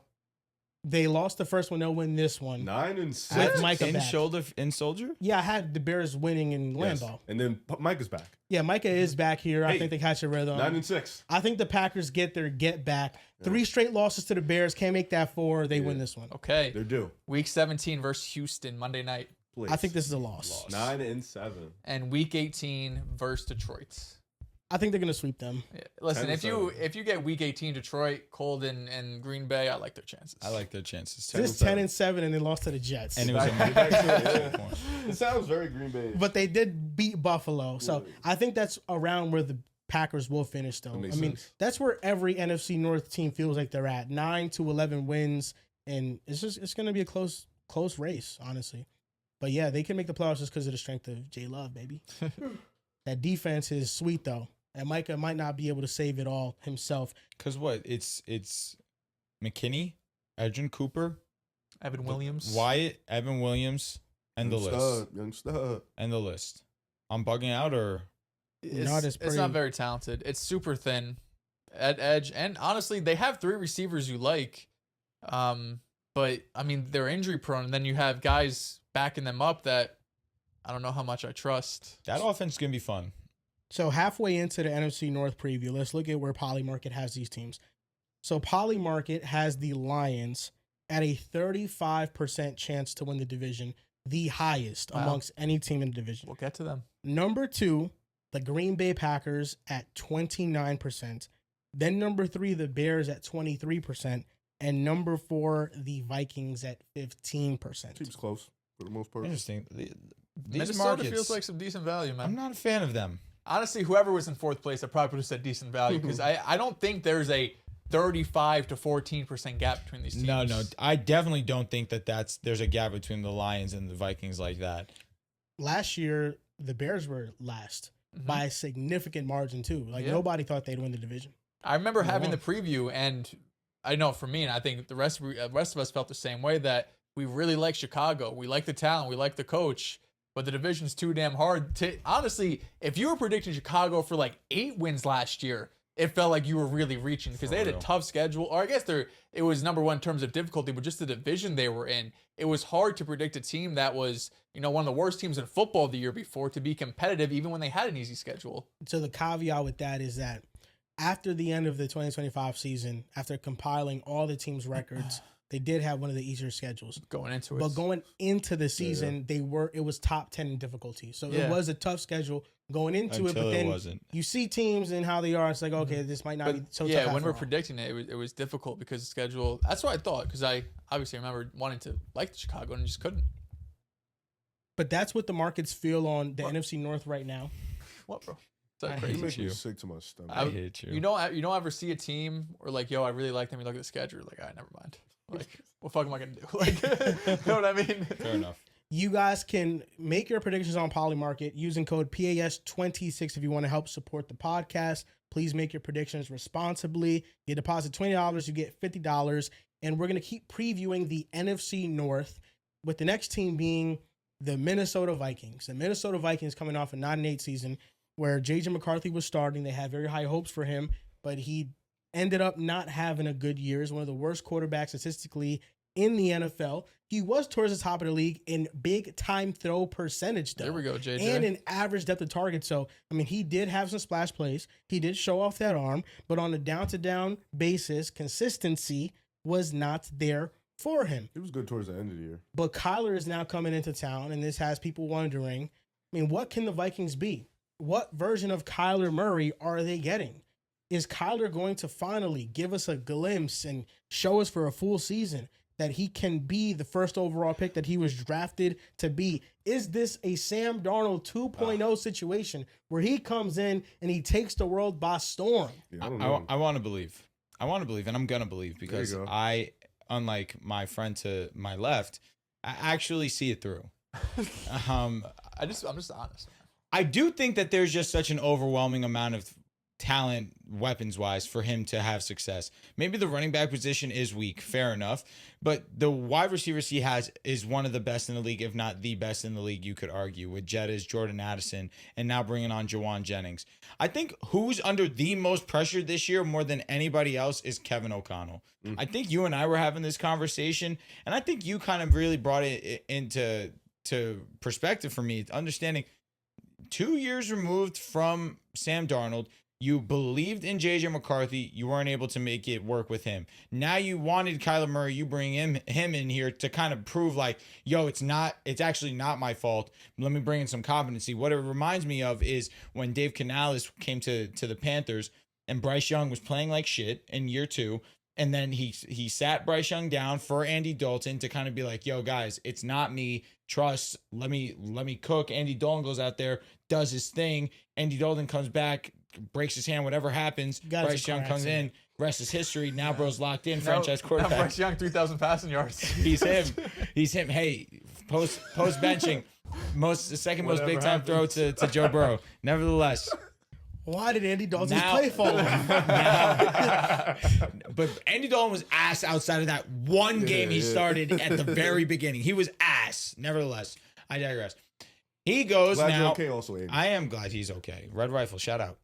But now Kevin O'Connell is under a real microscope to show, you know what? It wasn't me. JJ was mid. We went on a great streak to end the season last year. We won a lot of games, beating up on competition that we should beat up on. Now that I have competency and a quarterback that I trust and rely on, and Kyler that brings me a little bit more outside the pocket as well, even though he's not as much of a rusher as he's been in year past, I believe that we can still get it done and we can be the division champs. Prove it to me then. Because you have really strong supporting cast for Kyler Murray. Your defense with Brian Flores, you know what you're going to get from them at floor. You have one of the best secondaries in football as well with James Pierre and Isaiah Rodgers. That's a great cornerback duo in itself. You're going to have a solid defensive baseline. It's just a matter of what Kyler Murray is going to do for you. I do think that the running back room is definitely weak. You could definitely have done something to address that. But if you have Kyler Murray, and the hope is that his presence alone as a threat to run opens up the run game, and then you work off the play action with Jettas and Jordan, it should be an explosive offense in theory. I can definitely sell myself on the idea that the Vikings are your division champs. They seem to me like one of the more complete teams in the league. It's just a matter of how does Kyler Murray look and how consistent is he? I trust K1. I believe in K1. I've seen what he can be when he's at his best. It's been years since we've been there. That's the reality. And it's unfortunate, but I do think with Kevin O'Connell, it is the perfect person to bring it out of him and at least show that either he can be or he cannot be. This is the year for him to prove it to everyone, and I believe in him. Yeah, I mean, pressure on Kyler too, right? Definitely. It really goes both ways, because if Kyler goes out there, and I don't think he'll play anywhere near as bad as J.J. McCarthy, but if Kyler goes out there and he really struggles and he's the 24th best quarterback, I'm sure he'll have a market next year, right? He'll probably go and be able to compete somewhere, but nobody's going to be knocking down the door if you weren't able to get it done with Kevin O'Connell, Justin Jefferson, an offensive line that, if healthy, should be at worst average. I don't think anyone is going to be looking at Kyler Murray like we have to go and get this guy, right? He could really be in like a camp battle type situation. So there's some pressure on him. Then, of course, the injuries he's had on top of that. 2 years ago when Kyler was healthy in 2024, he put together a pretty good year. You know, he completed 69% of his passes. He was 9th in QBR, 5th in catchable pass rate, 12th in EPA per dropback. But like we've seen in basically every season, damn near, the second half was terrible. You know, they started 6-4, but his final 7 games, he threw 8 interceptions. He only won 2 of them, went 2-5. So we've seen this constantly with Kyler Murray, regardless of coach, regardless of play caller, regardless of weapons. Whether it's to injury or for some other reason, the second half, he's never able to keep up the first half pace he has. He has had stretches in past years. We talk about it often that he's at like an MVP level, and we're multiple years removed from that. But he's still a talented quarterback, especially if he's able to get back some of the legs that we've seen in previous years. Because in terms of a deep ball thrower, back in like, you know, his early days, like 2021, he was really good when it comes to the deep ball. Over the last couple of years, it's really fallen off. You know, I think part of that was just schematically an issue. They try to make Marvin Harrison this vertical guy. Marvin Mims is a vertical guy, but Marvin Harrison this vertical guy his rookie year. It really wasn't what Marvin Harrison was meant for in the NFL, and Kyler Murray wasn't able to connect with him. And the Drew Petzing fit too. You know, the Cardinals the last 2 years have been third in terms of 13 personnel rate. Like they have gone pretty heavy in these last 2 years under Drew Petzing. Kyler is still, you know, someone who prefers probably to be in shotgun, but I saw some stat, I want to say 92 or 93% of his snaps in his career came from shotgun. So it's going to be different under Kevin O'Connell, but Kevin O'Connell has shown, like we've seen in the past, other than JJ, that he can change what his quarterback is asked to do, or the quarterback can change depending on their skill set. We saw really the last 2 years, I want to say, with Kirk Cousins. He was bottom 5 in terms of percentage of passes to go 20 plus yards. Sam Darnold comes in, has some more juice on his arm. He was about 17th in terms of deep ball rate. So although it wasn't top 5, top 10 in the league, I don't think KOC is going to come in and ask Kyler Murray to do something he can't. I think that's his biggest weakness right now, which is throwing the ball 20 plus yards down the field. When it comes to the intermediate, he was pretty good in 2024, and I'm just taking out 25 because it was like injured. It was like 7 or 8 healthy games. But in 2024, he had the 12th most attempts of 10 to 19 yards down the field. When it comes to between the numbers, 10 to 19 yards, so that intermediate that we talk about, Jalen Hurts and shit all the time, he was 30 for 41, 73% completion percentage. He had over 1,000 yards, 14th in passer rating. He was he was more than acceptable when it comes to throwing over the middle of the field, which he's going to be asked to do in Kevin O'Connell's offense.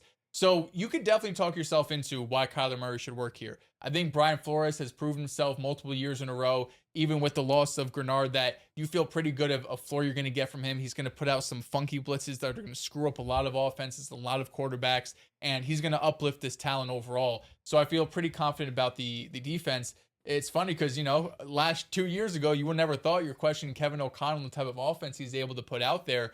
But I do feel like at a minimum, Kyler Murray is going to give you better than 36th in EPA per play, what JJ McCarthy was giving you last year. So if he was like down there with Shador and shit. If he's able to even be top 20, and he has those moments where he's able to break out of the pocket, where he's able to show some of that athleticism we've seen in years past, pick up, you know, crucial first downs, then this is a team we could really talk about being a threat. Because if the coaching comes together like they should, and I still have confidence in both, you know, DC play caller and of course KOC, I think it's a team that can compete for the division. They ended up winning 9 games, a little weird down the stretch with some bad comp because it was ugly for a while, but it just shows you, you know, even in a lost year, this was still a pretty competitive team. Yeah, I think for me, it's 2 things. It's just the interior offensive line and Kyler. I think Kyler, this is, I don't want to say make or break. Nah, it's probably make or break. It is. It's now or never, especially like you mentioned with KOC. You got Jet, you got Jordan Addison. I think just in general with Minnesota, this kind of feels like a make or break year, just off the fact, like you mentioned, KOC 2 years ago had Sam Darnold, you know, was running a high competent offense. They won 14 games, you know, whatever it was, lost to the Detroit Lions in the playoffs. Then last year, you kind of let Darnold walk. You know, you drafted JJ McCarthy. You traded down for him, if I'm not mistaken, or you traded some picks to get him. He plays like shit. When he was hurt, then he plays like shit. Now this year, you're coming in and it's like, yo, it's make or break. This is a team where it has one of the best offensive coordinator, defensive coordinator duos in football. along with having one of the better wide receiving cores. You brought in Kyler Murray to be your starting quarterback. So for me, it's as simple as K1 and the interior offensive line. Those two things can be in funk. If K1 can hit the middle of the field, if he can be aggressive, if he can be efficient, then this is a team that can win a division. Also, but we've seen the flip side of the K1 disaster, and that is not being able to finish. We saw even before that year, it was a year where he was in the MVP conversation at his best. They were like 9-1, 8-1, and then after the back end of the year, he just completely fell off a cliff. And then the playoff game came against the Rams. Nobody was playing. He was out there by himself, but he was terrible. So the Vikings, it really does feel like it's now or never for K1. I think KOC is on the hot seat just a slight bit, but I think the Minnesota Vikings in general is just they've had talent on this roster. They've been touted as one of the better teams, one of the better coach teams in the league. And you let Sam Darnold walk. Sam Darnold just won the Super Bowl. So now it feels like, the clock is ticking a little bit.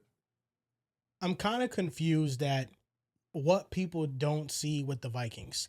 It is the easiest team in the division to see clear growth in. They had one of the worst quarterbacks playing for them last season. They were near the bottom in terms of points scored. They were one of the least effective offenses in the entire NFL. This past season, with Brian Flores calling plays, they were third in EPA per play on defense. They were 6th in success rate. And in 2024, they were 2nd in EPA per play and 5th in success rate. This is an elite defense that gives them a high floor because they were able to win 9 games with the worst quarterback play in football. You have an elite defense, and now you bring in Kyler, who I know people have soured on Kyler, but Kyler very much still is a solid quarterback. And for years now, he has shown that he's at the bare minimum an average starter, and I don't buy into the idea that he's just going to completely fall off with Kevin O'Connell and with all these weapons. So if the offense can be top half, the defense will still be top 10. This is clearly the most balanced team in the division and the team that should win the division. And I think this is the perfect moment for both Minnesota and Kyler to come together. Kyler needed a new organization to finally prove himself that has more of a stable infrastructure, and that is Minnesota. And Minnesota needed a quarterback because they missed on theirs. He's still young, so he still has time to prove that he could be something in the league. But as where we are right now, he has not been good, and the Vikings cannot bank on him being terrible again. So they bring in Kyler. I think this is the safest floor, and they have a ceiling that's higher than any other team just because they have two sides of the ball that you confidently can say, I think both sides of the ball can finish top 15, best case scenario, top 10. Yeah, and we feel great about the defense. The offense should. I mean, it is a pretty drastic upgrade going from J.J. McCarthy, completed less than 60% of his passes last year. He had a negative EPA per play, or EPA per dropback, so every time he dropped back, he was basically costing the team points. It was terrible. There's no way around it. You're not giving up on a top 10 drafted quarterback for one season if it isn't as bad as what we saw last year. So I still feel like you're basically throwing out last year is what you're doing. You're basically saying that J.J. McCarthy, he was the problem. The quarterback was bad. Let's clean our hands, and we're going to go into next year, and we're going to pretend it didn't happen. That's what I'm doing. Can I ask, though, are we concerned about their pass rush after losing Grenard? No. Yeah, I think you're in on Van Ginkel, Dallas Turner. Van Ginkel is a rotational player. I think he's solid, but Dallas Turner is going to be a real problem. Like Dallas Turner in the second half of last season his get off was under a second. He was just bulldozing tackles. And I mean, he finished with 6.5 sacks in 8 games over the back end of last season. So Dallas Turner very much came into his own. And then they have Jalen Redmond, who I think is going to be one of the breakout interior defensive linemen this upcoming season. Yeah, he broke out last year. He was good. I was just saying to Dallas Turner, weeks 10 to 18, 24 pressures, 7 sacks, 16th among qualified edge rushers. It's pretty special. Yeah, so they also played no one. Yeah, you're right. True, but still a young player. I'm not going to knock him. Production's production. Let me just say that. Potential's there. Production is production. But I hear that. I'm optimistic because that comp they played was mid, but he was a star. Yep. Yeah, he played well, and then Jalen Redmond is like an underrated gem on their team he's one of the most impactful players at his position. And then they drafted Caleb Banks, who, listen, he has a foot injury that he wasn't able to participate in the combine drills. by the regular season, he should be good to go. He should be good to go by training camp. He's a big guy, 6'7". He if he booms, he's gonna be a star. Like Caleb Banks, he's somebody that a lot of people were, people had different opinions on him because some people believed in the talent and some others were skeptical because of the injury concerns, which is a concern, but he has all the talent in the world to be like a complete game wrecker at that position. And then they brought in James Pierre to solidify their secondary. So I think the Vikings, even if they drop off, because I don't expect them to be a top 3 defense once again, but even if they drop off, I don't see them dropping off out of the top 10. Yeah. Brian Flores in his first year in Minnesota showed me that with complete dog shit, he can turn that into a top 12 defense. Like his first year in Minnesota, when you look at what Brian Flores did, they were 17th in EPA per play, which actually felt good. 13th in success rate, and then they were first in blitz percentage at 48.8%. Half of their plays on defense were blitzes. And Brian Flores, over the last 3 seasons, in 2025, they were first in blitz percentage at 46%. In 2024, they were first in blitz percentage at 40.6%. Brian Flores just does an amazing job scheming up blitzes and raising the floor of the Vikings defense. So even if they don't look like the most talented team on paper, Brian Flores is going to make them a top 10 defense. What did they get for Danielle Hunter? He left. He's free agent. I thought it was a trade. Thought it was a free agent. I don't remember now. He left, yeah. He left. Crazy. No, he's a star. He's fucking star. You're 100% right. Yeah, he left. Fucking the Texans signed him. It was after 2 years, Stroud's rookie 49 year, mil. no? I think so. What a steal. Yeah. And they just signed he him to wasn't 1 year, there his first 40 year. something. 3 years, 49? No, 249. Oh, I almost passed out. But then he just signed a 1 year extension worth For like 40. 40 something, right? I mean, he's been bugging. yeah, he's elite. He's great for them. Yo, Drew, pass my phone, bro. You got a singular phone call. I was wondering, bro, have you been itching? Nah. Be honest, bro. You've been like, yo, I need this shit right now? Nah, this light killing my head. Yo, I'm not gonna lie. These lights are stupid bright. Yeah. Like, I find myself staring at you guys extra because I don't want to stare forward. So bright. Yeah, they are bright, but it just lights up the room. Victoria's been telling me whatever we've been doing, we have to keep doing because the lighting is so great. These shits are bright. No, this is going to be a real reason why I wear sunglasses from here on out. Yeah, dude, it's just cameras. You can have great cameras, but if the lighting around it isn't up to par, it's not gonna look as good. You can have an A+ camera if your lighting is a C, you're gonna have like a B video. Yeah, we got some. outlook. These are like the old, not the same, but like the size of them. They just take up so much space. Yeah, but the soft boxes help. Yeah. Just because this is how my brain works, you talk about camera quality. So I watched The Odyssey today. We spoke about it a little bit. IMAX. Did you know that they're not going to be, they weren't able to release Spider-Man on IMAX because The Odyssey Why? took so many of their IMAX Oh, shit. screens? That's Damn. crazy. Straight up, you cannot watch Spider-Man in Because IMAX. you have like some special like film or some shit, right? You can really, they're only showing majority of their showings on IMAX, Mm-hmm. which is, shout out to Nolan, bro. He's really trying to save the movies. Yeah. He's trying to force you to go watch the movies and spend money at the movies. His track record's crazy. And He's I a was goat. having this conversation with Alexandra. He's trying to be in the conversation with Scorsese and Spielberg. And honestly, he might be the one. Mm-hmm. He has the pop culture with Dark Knight. He has the all-time classic in Oppenheimer with American History.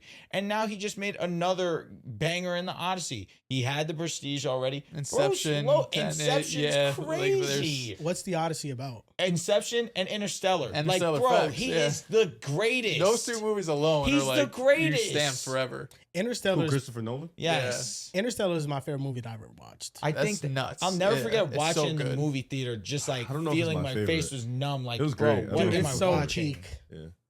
The your favorite soundtrack movie? to it is American amazing. Gangster. It's a great movie. It's so good. It's a great so movie. good, yeah.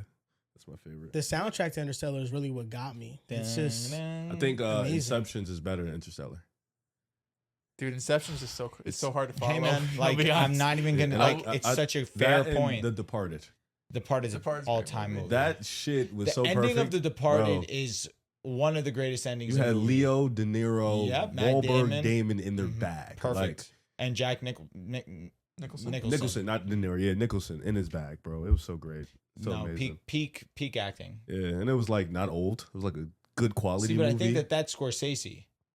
Yes, it is. Scorsese Yeah. made The Well, Departed. Scorsese's also a GOAT. That's what I'm saying. It's Yeah, Scorsese yeah, he's a and goat. Nolan, bro. I find it. Tarantino has a seat at this table too. Yeah, it's a don't lot get of me wrong. GOATs up there. for Also, sure. like he doesn't get the real acknowledgement because he Michael doesn't Bay? drop as much. Nah, Guillermo del Toro. Okay, I know. Yeah. Yeah, that's another What movie did he legend. make? So he made The Shape of Water. I don't know if you've ever heard of I'll it. have to double check. It's a I don't movie. remember off It's the top of my about this head. woman who falls in love with like basically this fish, like this man fish. It's a bizarre movie. It won for Best Picture. Okay, what'd you see? You saw it in the theater or like? no. on I streaming? saw it at home. I saw it at Okay. home. He has some other classics, of course, but when you talk about the greats, like you have to, like I think he does deserve that acknowledgement. Like he does video games and stuff like that. Okay. Like He made Blade, Hellboy, Okay. Pacific I've heard of Rim. Blade. Yeah, he's got some shit. He's got some shit for sure. I yeah, might but he's go to not the on movies Scorsese today. or Today. bro. I'm not gonna lie. Well, it's 10:30. I if you can go, I would go. It's a 2 hour 40-minute movie though. Yeah, it is long. Yeah, so I went to Clifton Commons. Saw some people there. Shout out to y'all. That IMAX seat, I will never go back. It was ass. Bro, it's so tight. Mm. It is mad. The screen was beautiful. Yeah. The seat seating was narrow. and we got there relatively late. Like we got there like 10 minutes before the movie started, and everybody was in their seat. It was a full packed house. I believe it. And we had to go all the way into the middle Ah. because I got my seats prime time. But I had to go into the middle, and it was mad tight. Yeah. And I hate when I'm trying to get into a row and they do the scoop back and not the get up and get and move back. Oh, it wasn't no reclining seats? No reclining seats. I'm not gonna lie, bro. Going to a theater now with no reclining seats fucking sucks. It's a bummer. I hate it. I was bro. deadlocked. So I'm where you're at. I was where I'm at right now. Bro, I was posted up like this next to you the whole time. Yeah, Nah, dude, if you're going to movies, you need a nice, comfortable seat. you do, bro. I go by 2 myself. hours, I 40 love minutes. it. I love it. locked in. I did not get up. I did Yeah. not. Put that Especially because sheet I was up. mad tight. Yeah, I love that shit. Yeah, I need to go take like 3 edibles and watch that. What do you man. get? What's your go-to snack at the theater, I'm not gonna lie, bro. I'm stupid basic. bro? It is popcorn, Mhm. butter. That's it. If I'm going candy, Uh-huh. bunch of crunch. Okay. Okay. Okay. I always get the nachos. Yo. Nachos. Okay. Not Nachos. just I get the pretzel bites. okay. I love the Oh, pretzel y'all bites. do actual like food. And then Nah. for That's candy, really it. Not like a burger. I'm and shit probably like bringing that. in. I'm probably bringing in some pretzel what? M&Ms or some shit. I'm telling. You know I what did. mean? Nah, I'm not gonna lie. that's crazy. I dude. went. You got I went. to, bro. I went to watch Charging Supergirl. like $9 Nah, for they some are. fucking Yeah, M&Ms. I don't know if you bro. knew No, this, but the movies is fake expensive. It is, Like, bro. Nothing fake about it's it. so Especially the expensive. dining is fake nuts. Bro, like, popcorn is $7. yeah, it's fucking insane, bro. Bro, this finessed me 2 fruit snacks and a protein bar. Yeah. I was lit. Bro, I was on a date one time. Bitch wanted water. Like she wanted like a drink. So we go to the bar. You know the Who dining. wanted water? The bitch. She wanted like Wow. Bitch. No. Wow. I don't know. Like Wow. I don't mean it like that. Riv. Where But does this like, come I from? don't- Riv, you Nah. have a grandmother. Bro, I don't mean like that. She Please. violated that day. Like Yeah, the yeah, dining yeah. theater, she violated that day, bro. Like, Oh, wait, like, what'd this- you get? This fresh off cheesecake. This is Oh, fresh off yeah. cheesecake. You wanted cheesecake to them. Yeah, I was like, yo, let's go to cheesecake and go watch a movie. She was like, okay, I love stuff like this. I'm like, all right, let's do it. We go to cheesecake. I already knew. I'm like, bitch cheesecake. wanted water. I'm like, cheesecake. It was gonna be a little crazy. It was like a little 240. I said, 240. The bro. fuck? bro, Oh, you got 240 drinks? cheesecake You got- she menu? got mad drinks. I was gonna say, you had to so get I said, you know drinks. what? I'm gonna bite the bullet because we're not getting shit 240. upstairs. This is your first date? Yes, bro. Oh, 240. I'll be bro. honest. Lob? After that, I've been like, all right. Did she lob? And that's what I'm about to tell you. So Okay, we go okay, upstairs, okay. we go to watch the movie. I'm like, nah, I already got the tickets and shit. We good. She's like, can we keep drinking? I said, what you mean? Like, you not done? She said, no, I want one more drink. I said, all right, I can't. You know what I'm saying? So we go to the bar. Nigga said $28. I said, my nigga, we not doing that. I said, nah, she said, you really not gonna get that drink? I said, we're not doing that. Like, let's just go watch the movie and then we can go to my crib. You know what I'm saying? We can get to it. She, through the whole movie, is mad as shit. Like, literally upset, bitching the whole time because I didn't get her the drink. I'm like, you know what? We get out the movie. We didn't even finish the movie. We're like an hour and a half in. We leave the movie. I say, I'm gonna call you an Uber home. You go home. I'm gonna see you when I see you. We left each other. I blocked her after that. Yes, bro. $28. Nah. Now, yeah, why couldn't she pay for it though? Come on, my nigga. No, She's no, broke? No, nah, she not. It's not broke. It's just I set the precedent. I say, yo, Leo, But wallet at still, home. bro, I feel like even if okay. you, Yeah, I set the But you got precedent. Apple Pay Okay. now.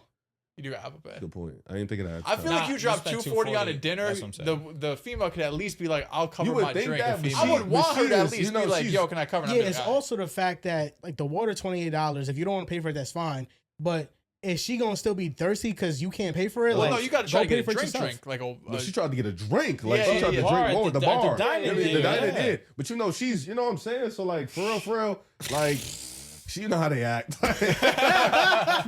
you know how they get down. They be doing too much. And that's why I gotta move over to the white side of the moon. Yo, bro, that actually reminds me, and then we get back to the preview. One of the comments on the NBA quotes, somebody commented and said, "Yo, Drew's black. Why don't he be saying the N-word? Does he just not feel comfortable?" I'm just like, you know what, man? I'm not gonna comment. I'm not gonna respond to this. Imagine I just started letting it fly. Actually, I feel like shit would get You problematic. can't let it fly more than me, and I don't say it a No, lot. no, that So, would be a problem. Yeah, but you can let it fly every now and then. Like niggas is bugging. Like, when they start talking about Bo Nix, like y'all niggas is tripping. Like, yeah, you can let it fly. That's a the few only times. time where my heart Yeah. really feels like, yo, what's going on, Look, you bro? can let it fly a few times. You know what I'm saying? I feel like JC come up here, he be letting it fly Nah, sometimes. sometimes he Yeah, definitely so you can let it fly. does. He black though. What? Is he?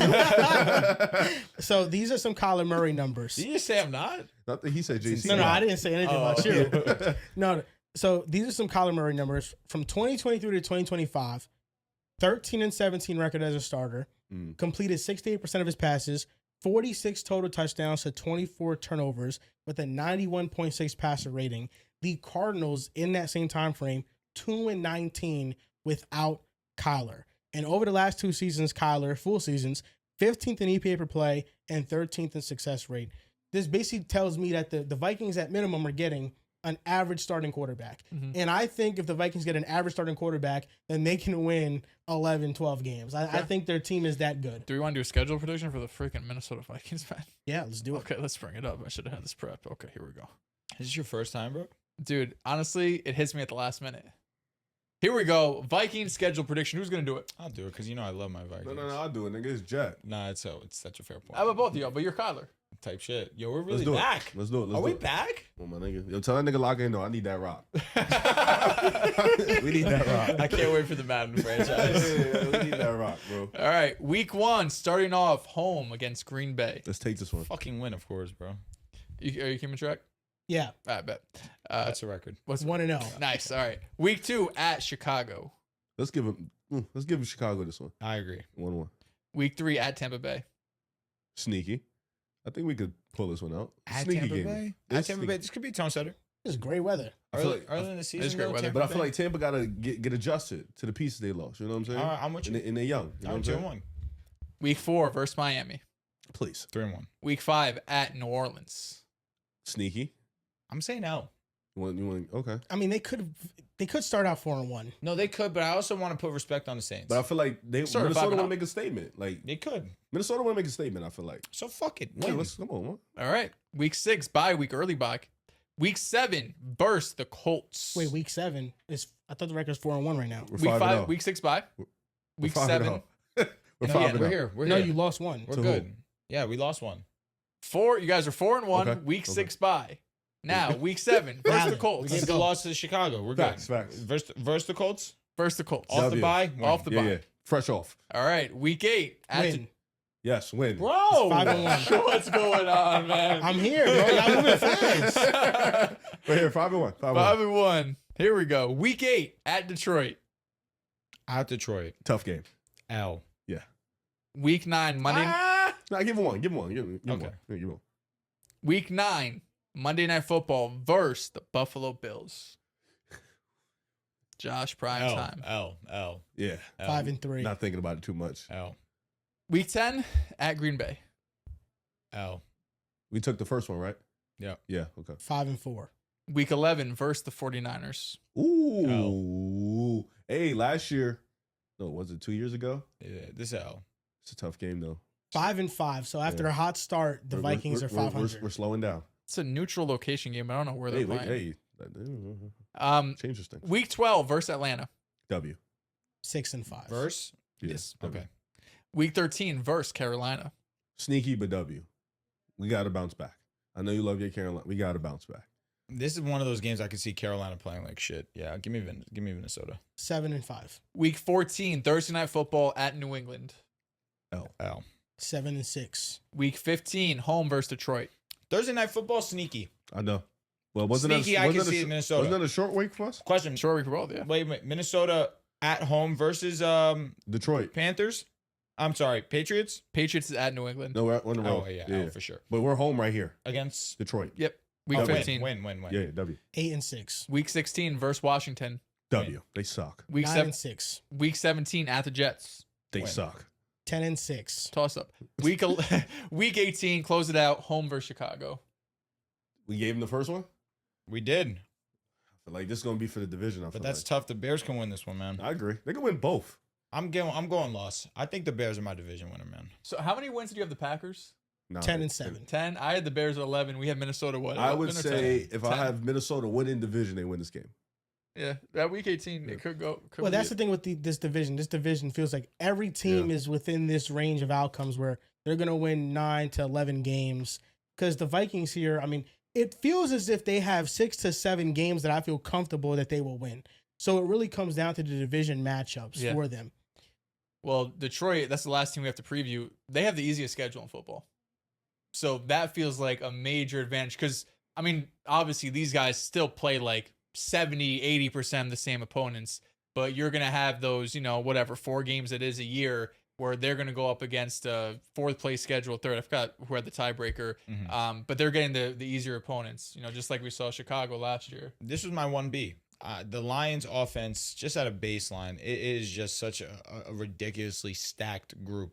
Last year, though, and Joel, I'm glad you pointed it out because it's something that I've realized when I'm just looking through just the outcomes for the Lions last year. You faced a bad rush defense. Jahmyr Gibbs was torching you. He was having one of the best weeks of any player in the game. They played a good defense. He was inefficient as hell, under 4 yards a carry, damn near under 3 yards a carry, extremely inefficient. But where he always gets his is in the passing game. They know how to always get him involved in the offense. But as the season went on, more injuries to that offensive line sat in, and the amount of losses that they had to their offensive line, you lose 3 starters going into this upcoming season. Granted, they did draft an offensive lineman in the first round this past draft. I do like, even though I do have questions about their defense, that they utilized their next 2 picks on an edge and a corner, especially after what happened with Terrion Arnold and him being released. You need help there. Rakestraw coming into year 2. He's going to have a huge role. DJ Reed going in his second year in Detroit. Hopefully he can stay healthy this year because they're desperately going to need him, considering the fact that Kirby Joseph and Brian Branch are most likely going to start the season off injured and may not be available for week 1. Brian Branch for sure, because Branch tore his Achilles late in the season last year. Brutal. Aiden Hutchinson is going to have to carry. And Jack Campbell, underrated player, this just in general, this was one of the best linebackers in football last year. According to PFF, I believe he was the second highest graded linebacker. He was really great last year, but it's going to be on Aiden Hutchinson. And what version of Lee McNeil are we going to be getting too? Because after the injury last year too, he just wasn't able to stay on the field last year and the year before that too. He's a good player. It's just a matter of staying on the field. Aiden Hutchinson's going to have to carry on the defensive side of the ball, and we've seen it, but it's just going to be a matter of them getting healthy all at the same time. They were able to retain Malcolm Rodriguez, but this offense just gives such a great baseline that I just can't help but feel confident about them, and especially considering the schedule that they're going to have too.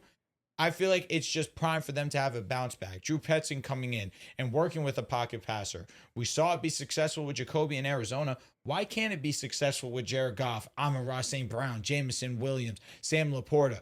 This is still an insanely talented group. You're going to have a lot more opportunity to go to Jahmyr Gibbs now that he's the lone back in the building. This offense is going to be one of the best in the league. It is just such a safe team to bet on this season. That's why it's between the Bears and the Lions for me. It's going to be a great race. This is my division winner. I respect that. I'm super high on Detroit, not in the sense of like big pictures, Super Bowl, and nothing like that. Just specifically in this division. You got a hard on for Goff. I just feel like All-Pro. Yeah, that shit killed me. I just feel like you know what he was talking about. Yeah, the one and only. Nah, that nigga nice. I ain't gonna. He fake resemble me. He's better than CD. Resembles you. He's better than CD. He did get on that list higher than that. Shit kill one fucking spot higher. Shit kills me. We back though. You better hope so, because Pickens trying to snatch his chain. Pickens played 4 more games. And he was better. 300 more yards. We can get That's that. a lot. It's like, We can get that though. 300. That's like 90 fucking 400, 4 games. We can get that. We can get that in our sleep. I don't know, bro. CD got a drop problem now? He did that with 150 still. CD got a drop problem now? He dropped. Well, he had 2 drops against the Eagles. Against the He had Eagles. 176. He was OD. He was great Should that have been game. 250. Yeah. He dropped the game-winning pass. I need him to do that. I ain't matters. gonna lie. Need Good him to do that point. so Good bad. point. You rooted for that, actually? Yes. Be honest. You were sick. You're like, fuck. No, because it was on QM, so I'm like, no. Like, please drop it. Gun to your head, QM and CD. QM. I don't believe you. Wait, what do you mean? Like, who do you like more? Oh, who do I like more? CD. Yeah, Who needs to Shane. win their matchup though? It's QM. Oh, yeah, every yeah, time, yeah, every yeah. time, every time. Yeah, but I like a lot what you said, Drew. The floor is just super safe for Detroit. I think offensively, last year you saw them be more Gibbs reliant in the run game, and it led to a little bit of inefficient running at times. But you still get the big play explosion from Gibbs. Gibbs is the second best running back in the league to me. I think he's a great special talent. And then you got Amon-Ra, Jameson taking another step in his game. Laporta is going to be there. I do think the offensive line is going to be average at best this year, which gives Jared Goff time to sling it. Listen, Del, you said I got a hard on for Jared Goff. I just think in the regular season he's really good. I think he's really statistically one of the best quarterbacks in football right now. I think he's really safe. And we talk about Caleb Williams. Can he get to this level? Jordan Love, top 10 advanced, blah, blah, blah, blah, blah. Second in EPA. Yeah, and Kyler Murray, can he get to this level? But the guy that's consistently been at that level the last 4 years has been Jared Goff. He's won the division twice. He's dominated the division. And I feel like with Detroit, like you mentioned, Aiden Hutchinson, I do believe in their front four and the guys they have down low, but the secondary is going to be banged up. But offensively, they just give you a floor that's super safe that I don't think outside of Chicago, and I don't even think Chicago gives you that floor, because I do feel like Detroit is a lot more safer on a down-to-down basis, a little bit more consistent. They also have the firepower and the explosive plays that can combat with Chicago, along with the dinking and dunking of other teams. So I think for me, Detroit, they had a down year last year, and that led to 9 wins. And even then, they lost a lot of one-score games last year where they were in it. They just couldn't pull it out. Luck, unfortunately, didn't go their way. But I like Detroit. I do think they're getting, I don't want to say they're getting slept on, because obviously polymarket has them pretty high. Respect the hell out of Yeah, them, but I think from just a public view, I think people are just forgetting about Detroit a little bit. Just think the biggest separator within these teams is who's gonna have the easier pathway to win more games. Yeah. That's what it comes down to, because these individual matches, we could talk about them all we want, but if you have an easier schedule, it gives you an advantage. Detroit, weirdly enough, and this is why I feel like Drew Petzing is going to be the most impactful coordinator hire that any team made, at least one of, because the Lions, despite Jahmyr Gibbs and having David Montgomery, they were 17th in rush EPA and they were 22nd in success rate. They finished the year 14th in rushing yards and 21st in attempts. That number was happening because of their defense, game script, all those things play a role into it. But what made Detroit's offense so special for years now has been their ability to run the football, and defenses can't do nothing about it. And this is where I feel like Drew Petzing comes in, because with Arizona in 2023 and in 2024, he was 4th and 7th in rushing yards. And in 2025, the Cardinals are 31st, but game script, and also I just feel like last year was a wash for Arizona. James Conner got hurt. He was really good the 2 years before. Exactly, and they lost their best runner, and they were 6th in rush EPA and 9th in success rate. In 2024, Drew Petzing was. So I look at Drew Petzing's success with rushing offenses in Arizona, being able to generate explosives with a weaker offensive line, and James Conner's an excellent running back, but not the same talent level of Jahmyr Gibbs. Nope. And I just find it hard to believe that this running game isn't going to take a major leap forward this upcoming season. And the offensive line, moving Penei Sewell to left tackle now, you now protect Jared Goff's blind side better. They drafted Blake Miller, right tackle, out of Clemson to shore up that right side. Christian Mahogany, who was one of their weaker players, is now playing next to Penei Sewell, which I think will help him on the left side. And then you have Cade Mays coming from Carolina to be their center, who will be solid. And then Tate Ratledge was a rookie last year who I thought showed some flashes. So I think the offensive line will be average, but Drew Petzing has showed that he can get a top of the line rushing offense with an average offensive line before, and with less talent to work with. So I think that's going to be the number one change that's going to just elevate them to a different level. because they're going to be able to run the ball well. They have the weapons to pass it. Jared Goff has been statistically one of the better quarterbacks for years now.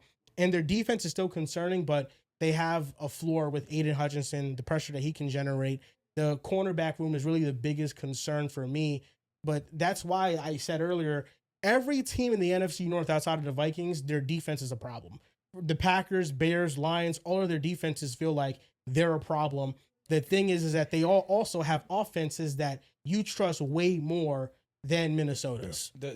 The messed up thing for the Lions is if that defense were healthy, be really good. It's a great team. Yeah. You have the best safety duo in football with Branch and Kirby Joseph. He's cut. Yeah. He's cut. Well, he wasn't that good. You have Rakestraw going into year 2. You have to hope and pray that DJ Reed can be a true number 1. You lose Amik Robertson. I'll be honest, he should have been a priority keep. They need cornerback depth, yeah. He should have been a priority. Instead, you're losing to Washington. That's the only thing I look at and think that was a mistake. But Jack Campbell, Malcolm Rodriguez, great linebacking duo. That is as long as Malcolm's healthy too. Let's just be honest. But at the same time, the corners are going to be a problem. They have 2 big problems. It's really the edge rusher opposite of Aiden and then the cornerback room. Yeah. That's really it. Because DJ Reed is solid, but then you have Roger McCrary, Keith Abney, the second who they drafted. But outside of those things, like they're pretty complete, but those are the things that are really holding them back. What is it going to take for them to get Max Crosby this year? 2 firsts. I don't know if they're going 2 to. firsts is dead. They're just paying too many people right now to make that type of swing. It. I know they just extended Jack Campbell too. Deserved. Yeah, I think ultimately this team's going to come down to what they do defensively, but also what this offensive line ends up looking like. Because last year was, the weakest we've seen the Detroit offensive line, and really since like the Ben Johnson, plus era. So you're going into this year. When you look at projections, they're looked at as like basically an average offensive line. When you have Sewell, and you spend a first-round pick on Blake Miller, I agree with Joel. I think Cade Mays is just like a perfectly fine starting center. You feel like what Drew Petzing can do and what he was able to clean up in Arizona that this should be an offense that was probably better than it was last year. When you had to fire or, take away Charlie Morton's play calling duties halfway through, he ends up, moving on. But it feels like this team should have at least some, more continuity. You expect Drew Petzing to be the play caller the full year. He has at least a better track record than the previous offensive coordinator that you just hired. And, like we talked about when we talked about Kyler, 2024 season was pretty good, right? You rattled off the 23 numbers when it comes to their rushing game. You do lose David Montgomery, who's a big piece of this offense. That gives more opportunity to Jahmyr Gibbs. You replace him with Isaiah Pacheco, though. And shout out to Pacheco, Jersey, Rutgers, all of that. He unfortunately just has not been the same player post-leg injury. The explosiveness is not there. Just the speed and the acceleration, the burst, just not what we saw early in his career. And that was never like his thing to begin with. So you're definitely downgrading at running back too. But the rest of the team, the rest of them is so talented. You know what I mean? Like Tesla, I think could be a star, and he's like their wide receiver 3 and gets no looks. I'm excited to see what Laporta can do in an offense that used McBride so much. But of course, the main 2 guys are going to be Amon-Ra. It's going to be Jameson. The biggest questions really for me is the defense. What is this defense going to do differently than it did last year? Because it was a defense that struggled last year. Interestingly, they ran the most base out of any team, 63% of their snaps. They ran base 4-3, by far and away the most in the league. They ran nickel just 34% of their snaps and dime 0 times. Just one of 2 teams not to do it. I think more than anything, I just don't think they had the bodies at the time. I still don't know if they have the bodies in the secondary, especially with both safeties being hurt right now. But it shows that when you do play just one type of defense, it's really easy for opponents to predict what they're going to do. When you look at teams that ran the most nickel last year, it was the Seahawks, Texans, Pats, Eagles. Those are 4 of the top 5 and 4 of the 5 best defenses in football all of last year. Kelvin Shepard, their defensive coordinator, came out and said that they're planning to utilize the nickel position more. They're planning to use less base going into next season. And with the injuries that they have, right? Brian Branch, we talked about. Kirby Joseph, he injured his knee, I want to say, in October, and there's still some lingering issues going on there. Laporta's coming back from a herniated disc, but he seems fine for at least training camp. But if you can get some more just baseline coaching, different looks you could give offenses, because in terms of pure talent that's coming in from last year to this year, you can't sell yourself on the defense got more talented. If anything, the defense got less talented because you're losing, like Drew mentioned, one of the best starting safety duos in the NFL and one of the best players, period, in a guy like Brian Branch. So Kelvin Shepherd, I think, is under a lot of pressure because I do think this offense is going to be really good. Even if the offensive line takes a bit of a step back and say it's below average, everything else that's around it feels so safe and so secure that we're going to be looking at the defense that was a bottom 10 scoring defense last year as the problem. I think DJ Reed is more of a cornerback 2 than a cornerback 1. Definitely. I still don't think they really have a CB1. I think the depth that you have in the secondary could be really skeptical. But I do see the upside. I understand why Rivs is taking them to win the division because the offense is there. You feel so good about what Jared Goff's given you. And like we mentioned at the beginning, they have the easiest schedule in the NFL. So, we'll go through their schedule in a bit. But outside of these tough division games, and, every team is going to play the AFC East. So you're going to have to play Buffalo. You're going to have to play New England. But they're going to draw some lucky opponents where, if it's just 1 or 2 opponents where you're facing instead of, Seattle or whatever, you're facing Arizona, that could change the division. When do we get this? This episode is first time. Today. And this too. Fuck. I'm looking at this shit like, when the fuck this guy here? Is it fake? Is it fake or real? No, that's as real. hell. It's real? Yeah. It's fake. It's I fake. water it. No, it's fake, bro. Why you got out me like that? Because my grandma has the same shit. No, it's nice. I said I water it. I water it. I think when it comes to the Lions, when you run nickel, you have to have 5 defensive backs on the field. Yeah. And they just didn't have that. Like if I Kirby don't Joseph, know if they have it right now, but they said they want to do it. Like they have it if they're healthy. Brian Branch could be the nickel back. Kirby Joseph as safety.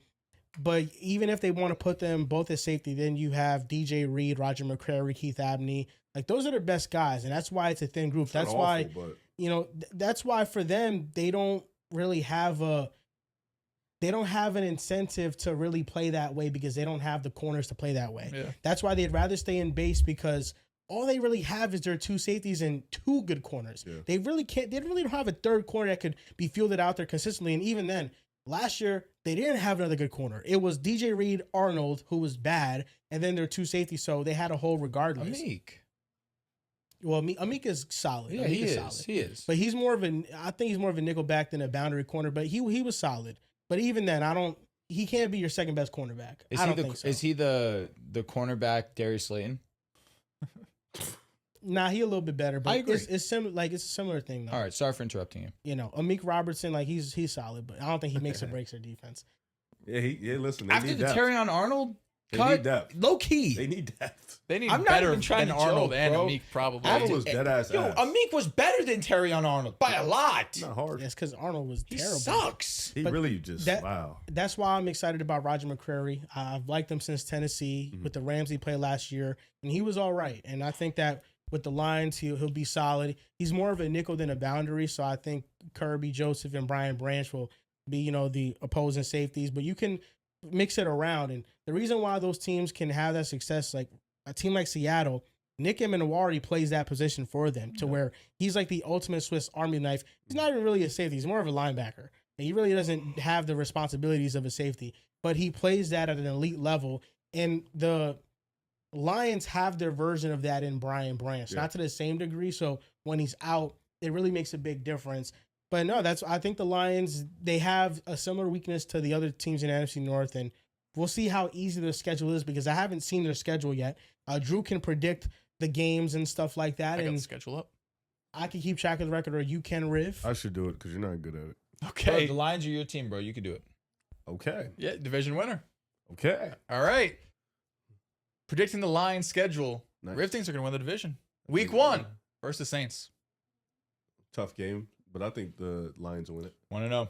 Week 2, Thursday night at Buffalo. L. 1-1. Week 3 versus the Jets. Please. 2-1. Tough game. Week 4 at Carolina. Ooh, sneaky. At Carolina? Yep. Sunday night football. It's still warm outside. Sunday night? Yeah. Prime time. Come on, dude. Bryce Young, prime time. You know what that equals. You shouldn't have to think about this too. No, this is early season Jared Goff prime time. Give me Detroit. Good logic. 3-1. Week 5 at Arizona. Detroit should win this easily. 4-1. Early bye, week 6. Week 7 out of the bye. Home versus Green Bay. Okay, they'll take this first one. 4-2. No, W. Oh, sorry. 5-1. They'll take the first one. They home, right? They're home, right? Yep. Week 8 versus Minnesota. Home? Yep. Now they don't go back to back. Let's L. Okay, 5-2. Week 9 at Miami. Please. 6-2. Week 10 overseas game versus New England. Ooh, overseas makes it tricky, but I think New England wins. 6-3. Week 11 versus Tampa Bay. No, I think Detroit wins. 7-3. Week 12 versus Chicago. Chicago wins this one. 7-4. Week 13 at Atlanta. Sneaky game. Very sneaky. I'm gonna get well, this is too late in the year, but this is in a dome. It's in the dome. Take Atlanta. I think Let's Atlanta wins go, this man. 7-5. Too much respect. Week 14 versus Tennessee. one. Please. 8-5. Week 15 Sunday Night Football at Minnesota. Detroit. 9-5. They need it. Week 16 Monday Night Football versus the Giants. Please. 10-5. Week 17 at Chicago. Did they get the first one? I did give Chicago the first one, so You I'll did. take Detroit wins this one. 10-6. 11. 11-5. Yes. And then week 18 at Green Bay. Close it out. Woo! Detroit. Okay. Well, They- you gave Detroit the first one, so you said you were going to give Green Bay this I one. changed my mind. I changed my mind. What is that? I I respect changed my that, mind. dude. I do think Detroit, their record against like not good teams over the last 4 years, they like dominate the pretty bad teams like Tennessee and shit like that. They should There's like, no way So they're sweeping 12-5. Green Bay. probably not. Not the craziest There's thing. no way they're sweeping Green Bay. Joel, Probably don't not. talk like the Green Bay Packers are this world beating You team. guys get They worse both every have year. pretty bad defenses, but one is getting Micah back around this Eventually. time. Sure. God They'll willing. have Micah. God Michael willing. should be back by then for sure. For sure. Jordan Week Love 18? dominates Detroit. Yo, it literally might not happen. You're probably right. I don't care today. Week 18 at Green Bay. If Jared Goff goes in there and does that, I'll shut It's up. at Green Bay? Week 18 is at Oh, Green yeah, it's Bay. a loss guarantee. Yeah. We're locked in, man. So what's the final record? It's 11-6. It's 12-5. 12-5. All right. Well, the Lions, they have the easiest schedule in the NFL, Yeah. but Flush your water. they had Yeah. they had a couple hard games though. Dumbass. The They do. Patriots, the Bills. Because really the only big division difference is they have Tennessee and they have the Giants, right? Like instead of playing, a Houston or a Philadelphia or Yeah. something. That is the big difference. Or The Detroit, Jacksonville. Yeah. Detroit, they should handle business. They have an easier schedule than the rest. They don't So, play Jacksonville. Definitely like 11, 12 wins is not out the picture for them. It's going to be a tough division. It is. Yeah. Excited, man. It's gonna be one of the best divisions. I saw some stuff going around the internet and they said, what's the worst game you'd watch right now? I'd watch anything, bro. You could give me I would watch Jets Giants right now. Jets, Giants, Jets, Browns, Cardinals, Browns, whatever you want to give me. Cardinals Titans. I want to see Prime Patrick time. Mahomes, Okay, well, I was trying to ask you the worst game you would see. especially coming back off the injury, seeing how he comes back. It's going to be a major storyline this upcoming It season. is going to be major storylines. Patrick Mahomes, everything's major. with How him. well he's going to play. Who? Mahomie? Yeah. I'm very excited to Yo, see him. I ain't gonna lie, Joel. Fuck that nigga. What if bro. he's whack, bro? What if he's just I'm ass? sick of you saying. Yo, his bro, name. what if he's never the same? Yo, if he fell off. Music to my If he's ears. never the same, I already experienced You did. the most No, demand. for can sure. You've be. experienced an all-time peak. He's going to be great. Yeah. You know, there's some people that don't think Patrick Mahomes is better than Big Ben all time. Really? There's John, like a who thinks that, John? There's like a debate on Twitter. Yo, it we've wasn't never John, done a no. Would You Rather Big Ben. For valid All reasons. time. We might have had. I don't know. I feel like It we might doesn't have feel done like that we a lot. have. But no, Patrick Mahomes. Let's see. Where do you think Mahomes is minimum all-time Oh, God, quarterback? didn't Top you Minimum know? 5. Minimum Probably- 3. five. Yeah, low key, maybe top Who's the three. two over It's him? really only like if you had to make an argument, Peyton and Brady. Is Brady this comfortably. like everything encompassing or just talent for talent? everything encompassing Yeah, how their it's careers only have them gone two, so far. in my opinion. Yeah, bro, it's like top three. It's Brady, Manning, Montana. I ain't gonna lie, he fucking clears my. Like, would you rather have Mahomes' career or Montana's career? I mean, so I mean, far, Montana's also All right, that's 4-0. fake unfair. Montana's 4-0. Would you rather have Mahomes' career as it currently is or Peyton Manning's? as it what he currently is, what I he would take faced. Mahomes. Probably Mahomes, yeah. The trajectory he's on. I think Peyton Manning, it's unfortunate he didn't cap off the 55 touchdown year. No, that would have put the him in 55 all-time touchdown category. year Yeah. kind of stands him like he could have retired at the end of that Yeah. year. I might be the greatest ever. That one was the move. Fuck. He fucked up. Mahomes- That's his Steph year. But the thing is, 2016, that's his Steph how year. many years have we had 17 games and nobody's even sniffed 55? No, No, it's an bro. all-time record. Mahomes is the only quarterback that doesn't get propped up for his postseason Niggas stuff. really say Big Ben. You think? Oh, I think people don't take it into account enough. because statistically he's the the best there greatest is. quarterback in the Yeah. playoffs. He is. Why do you No, think we nobody are takes scared it of into him. account? We're terrified Because of if him. you have Peyton Manning over Patrick Mahomes, you are clearly valuing regular season over playoffs. Well, he also has a chip in a Super Bowl MVP. Like, But he in- does in, have in that. the NFL, it's a little different though. Regular season does matter. Same amount. It matters, but Mahomes is a 2-time MVP in the regular season. We have Payne- done a Big Ben Would You Rather, by the Really? way. What It Payne- looks like it bangs. Also, is 3-1 in the Last AFC year. Championship Oh, versus Brady. Did with Carson Logan. And he outplayed him Yeah, multiple I times. feel like we never And- say his name. and John. Yeah, we never say No, his name. I think Peyton Manning has good playoff moments, Big but Ben, man. he's just not the playoff player that Mahomes Of course. is. I'll be Still honest with you. 158K. Brady barely is the playoff performer that Mahomes is, and that's me saying something. Look, these motherfuckers stole this, bro. Who? Just Somebody- straight up- yeah, straight people up just be like, doing- yeah, Oh, bro, that happens so often. I know, bro. Over like a crazy AI generated background. No, Oh, but bro, yeah. it's just this page just all us, and they got 12,000 followers. Oh wow. Motion. No, there's a few pages like that. They just like. I'm gonna be steal honest, us. bro. Good for them, bro. I hope they're making chicken. Take aside sports. Take aside sports. These motherfuckers. Nah, dude. The thing is, like, if you value playoffs and peak performance, I think Patrick Mahomes is second all time, only behind Brady. Okay, that's That's why I said it for me. minimum 3 though. What about Elway? No, I'm taking Patrick Mahomes. Okay, I mean, I'm Elway actually- early in his career was nuts. We did an all time. I just clicked on a random video. We did an all time offensive draft, and someone commented. Joel said best quarterback ever, and said Pat, get him off the internet. What are the odds of that? The best that's quarterback. that's your of all goal, time. man. No, that is. I love. I Patrick get it. Mahomes. His peak, like, I don't know, him and Raj, like obviously Peyton and Brady are like ridiculous in what they do, but just in terms of like watching them throw and play, him and Rodgers are like top 2.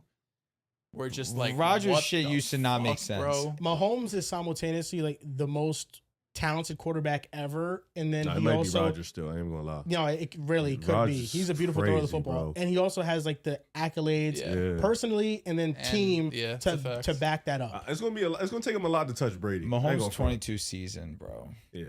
He led Special. the NFL in scrimmage yards. He has the record right now for most yards by a quarterback in a single season, and then he capped that off with the championship on a sprained ankle. Fire. That shit pissed me off. That The was sprained ankle shit pissed me off. What Like, year was to that? me- 2022. Because he dead ass 2022. should not have been playing. He was out there balling on a Like, fucking grade 2. To me, start to finish, that is the greatest season by a quarterback in history.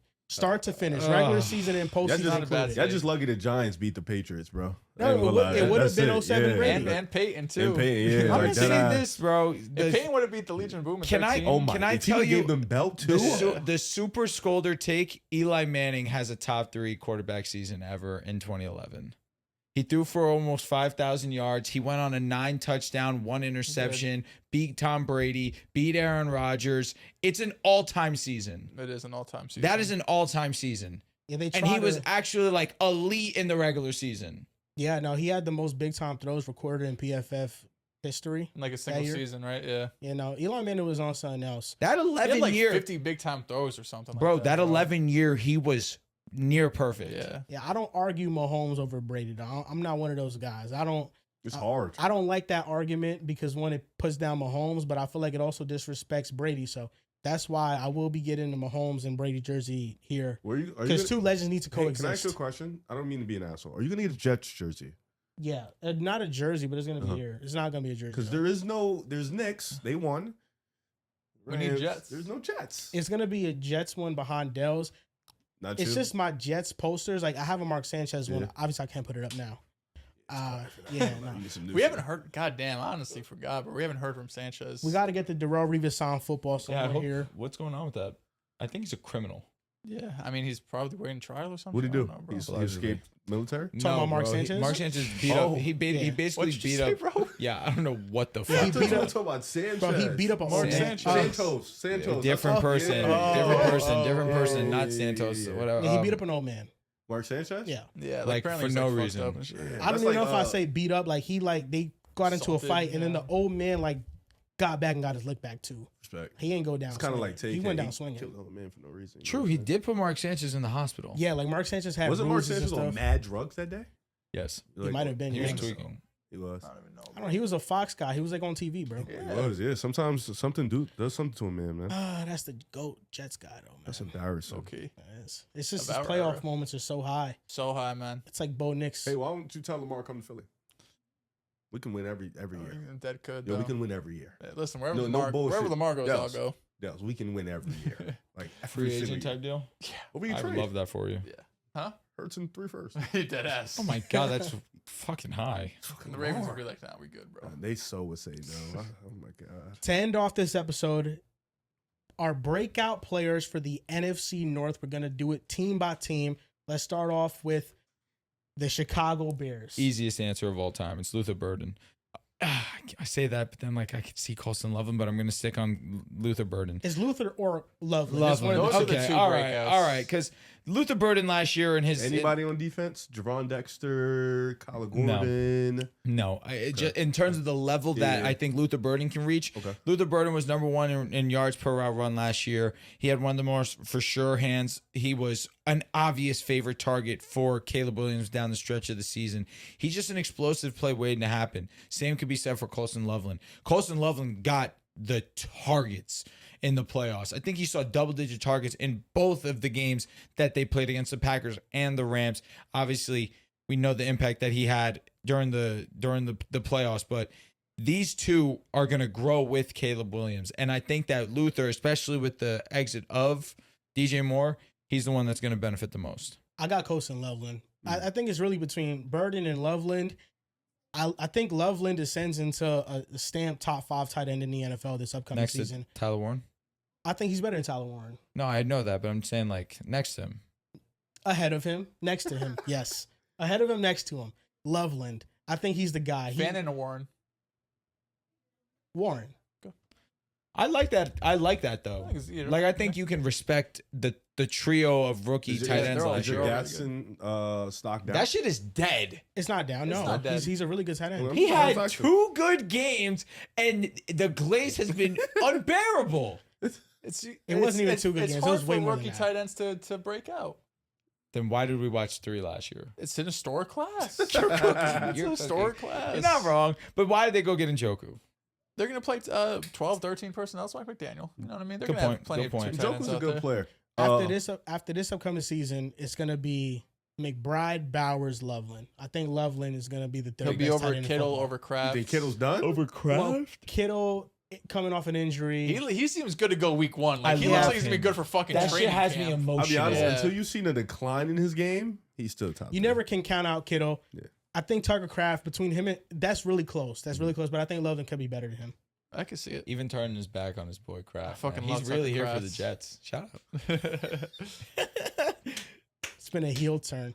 I love Kraft though. You know, I feel like at the same time, Joel, you've had a revelation, and I'm so proud of you, bro, that you're back with the Jets. Because it's just funner when you're a Jets fan. It's way more So fun. much It's way fun, more bro. fun, Like bro. it's really like some dork shit when you're not, and I love when you're like a I Jets can't fan. believe you really Like you dropped your gave us a year fandom. of just nothing, and it, like bro, just Jets, man. Nothing. This It's is the real Time you. was Yeah, had. this is the real you, man. Can't wait Packers to get is- to our AFC Packers is preview. real me, man. Jordan AFC, Love is what do you real say? me. Jets. AFC's preview. Third place. You're on calm probation, third pal. place. I Who love knows? the Packers. They just kind of suck right now. You You Outside said, Jordan you Love. said the Packers are the real me. Oh my god. What do you mean by that? It's just like they are me, bro. I love cheese. Okay. I mean, I And love cheese too. Jordan. Jordan Love is my guy, bro. A Underdog, lot of people doubted. like cheese. That's my dude. I have some Sora videos with me meeting Jordan Love. Yo, I don't know what you're doing in those videos. Please keep them to No, yourself. all I'm doing in those videos is saying, "Yo, good luck on your game, big bro." I remember those. You should drop those, bro. Yo, You should, you should, nah, you should, bro. you should. I said, "Yo, make it my height, make it everything, make it everything, make me look up to Jordan."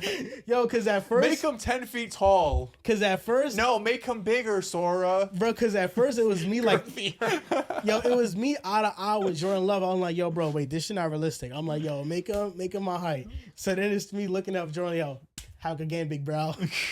You're crazy. Nah, that's Those funny videos as are shit, nuts, bro. though. I do remember those videos. If you see Jordan Love, would you be starstruck? Nah, I wouldn't be starstruck, but Uh-huh. I'd go up to him and talk to him. Like, what would you talk about? What would be the first thing you say? Just say, yo, bro, I'm a big fan. Like, This what, was simple what you do with thing. Kyron Williams? You really did some wild shit that day. You really did some funny shit that day. Oh, Kyron man. Williams is a legend, though. Shout out to him, bro. Fuck him. He don't know that Fucking though. Actually, he do know that. He do know I fuck with him. He tried to ruin it though. He did. He That tried was to be like, yo, he hilarious, don't bro. fuck with you like that. should He have did that. came Yeah. sprinting from the fucking coffee place, bro. Y'all know I love Yeah, oh, yeah, Kyron. for sure. I love I would- him. yeah. I was lit. You were the one that took me off the coffee line. Yeah. Riv was like, yo, bro, Kyron's there. Go. Yeah. I'm like, You had to, bro. That's your it guy. was lit. That's your guy, bro. It was lit. It was lit. I hate that it had to come at your expense, but actually I don't. He was Bro, cool he about cut it. all of that shit. Said, yeah, nah, move, bro. I respect it, bro. Said, nah, Kyron, he don't fuck with you like that. Shit, man, it's not my fault, man. You be making me hate players sometimes. What do you mean? You be He was overrating him. amazing this year. Yeah, he's better than Kenneth Walker. Ken He's saying he's Walker- better than Brees Hall. Come on. I'm man. right about that. Nah. Ken cap. Walker, he had a run. This year man. he's definitely got I'm it. not gonna say shit. Well, I mean, what we're going to see with Blake Corum? I think he deserves more opportunity. He was fucking good last Blake year. Corum is just as good as him. I don't hate that opinion. They're going to be in Just real as good as a 50-50 bit split. strong worded, and I understand As why a you runner. say that. As a runner. Because there are other things I was that gonna Kyron's say, was as a better at. pass catcher blocker, it's not even a conversation. But yeah, Corum is that dude. Though. That's the thing that I think that you don't appreciate enough about Kyron is that he's an all around back. Very few of those exist. I definitely appreciate it. Okay. That's why I took a picture with him. You were Obviously. glazing. You were glazing. Obviously, I'm like, yo, that's one of the best backs in the league. What I'm like, numbers yo, you wear? Kyron, I fuck with you. What numbers you wear? Bro. It's in the 20s. Is it? He wears number him 23. Him and How Corum, positive I are you? always get fucked up, How bro. positive am I that he wears 23? Yeah. I'm pretty positive. They were Final answer, 23. Yes. Okay, he did it. And Corum's 22. Yes. Damn it. Dang. Shout out. I even know his number, man. Ain't gonna lie, Shout my out to bubble Kyron. hurt, bro. Okay. All right. Next. Let's move past. All right. Oh, okay, here we go. Not, I don't know. Nobody fucked me, nothing like that. I hope I was not. genuinely wondering. Actually, I wouldn't. If it happened, I wouldn't. You know, it wouldn't bother me as a It friend. shouldn't. It shouldn't bother you. Like you should still love me for who I am. If you were taking endless back shots, Riv, bro, I would still dap I don't you think the I'd same. ever tell you. You guys wouldn't look at me the same. Nah. Like if I'm getting throttled, like bro, you would not look at me the same. Cause I wouldn't look at you the same. Like, if you get fucked, bro, I'm not looking. Like I don't know if I could just come in here. Yo, what up, bro? Whoa, you're not getting dap you the What's same? good, yo? Whoa. Nah, just like the image you get. Bro. Nah. You just see another man dominating, you know? I can't. And then the way we talk about each other in here, like the way we're gauging each other in here, it's like You might really want to do that. yeah, it's like damn. It gets real. Yeah, I don't know. I can't even find a video no more, bro. I wish I still The had joy it. and love thing? Yeah, I it was wish you had it so It was, badly. bro. It was me. I had a picture of me in a Phoenix Sun sweater Bro, it was dumb at funny. the game, and I want to sign. Yo, hey, what's up, Jordan? Yo, good luck against the Eagles tonight, big bro. And then Jordan's like, yo, what's up, Joel? Yo, I know you a huge fan. Yo, I got you, bro. And then he just goes running on the field.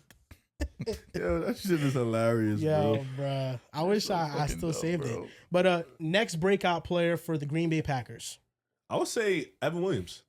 I think he's a guy who kind of burst onto the scene last year. You saw his play, but they kind of need him to be that other guy opposite Xavier McKinney, and not just an other guy. Like, be a star type player. So I would say for him, that's me. I said it earlier when I talked about them. It's going to be Matthew Golden. Towards the end of the season, they finally started to get him a little bit more involved. But you saw in that playoff game the explosiveness that he has that these other players, honestly, let me not even say that because I think that this could be a trio of receivers that are explosive. I think they are explosive all in their own right. Of course, Christian Watson, we know how much he means to that team vertically, but Matthew Golden provides something for them that I think that the others don't. I think it's just a bit of a twitchiness to his game. He's my prime candidate to break out, especially with Dontavian Wicks and Romeo Doubs getting subtracted. I'm gonna go with Lucas Van Ness, and I think they desperately need him to break out as well. Bad. Because they need an edge rusher opposite of Micah Parsons. When Lucas Van Ness did play, he was more productive and he was better on his reps than Rashawn Gary. So I think that now that they're fully leaning into the player that was more productive and better than Gary this upcoming season, I think he could have a big year. His career high in sacks is about 4. I think 4 sacks total.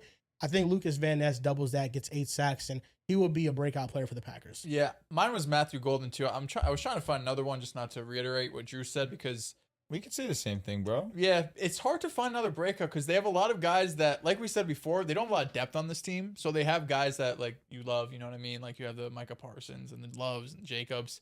And, you know, don't have a ton of young players you love because of the draft picks they've given up for Micah Parsons and some other guys.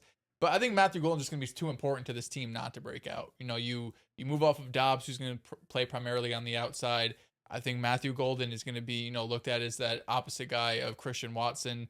And he'll have some, you know, time where he moves in the slot as well, get some stuff drawn up for him. But they use a first-round pick on him, and then you go the next offseason and you lose 2 of your top 4 receivers. Let them go. Yeah. So it's going to be important for him to fill that role. Next team up, the Detroit Lions. This is hard for me to find an answer, to be honest with you. I forgot who I took. Because to be honest with you, I truthfully couldn't find one, like pinpoint one that I felt overly They need him to be? Like, I don't feel confident in saying Rakestraw because they need to be.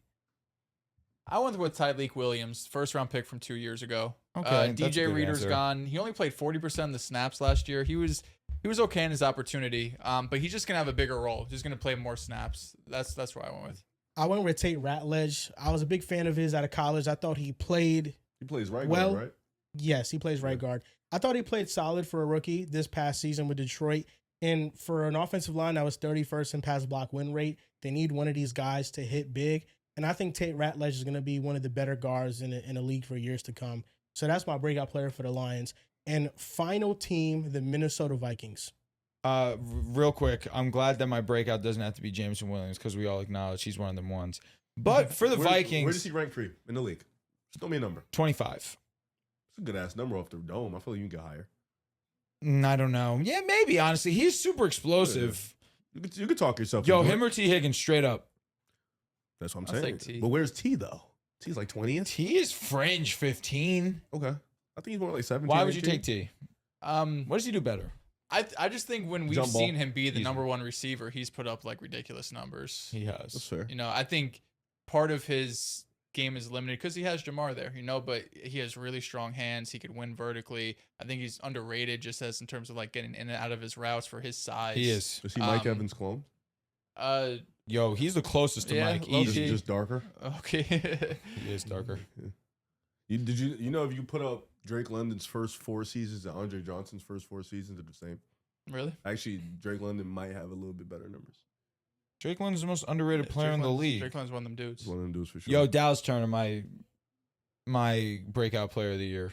Jalen Raynard, my breakout player of the year. Yeah, I had Dallas Turner. We talked about second half how great he was. I think James Pierre is going to be great for him too. I think he just fits what Brian Flores wants to do. Just this tough physical corner.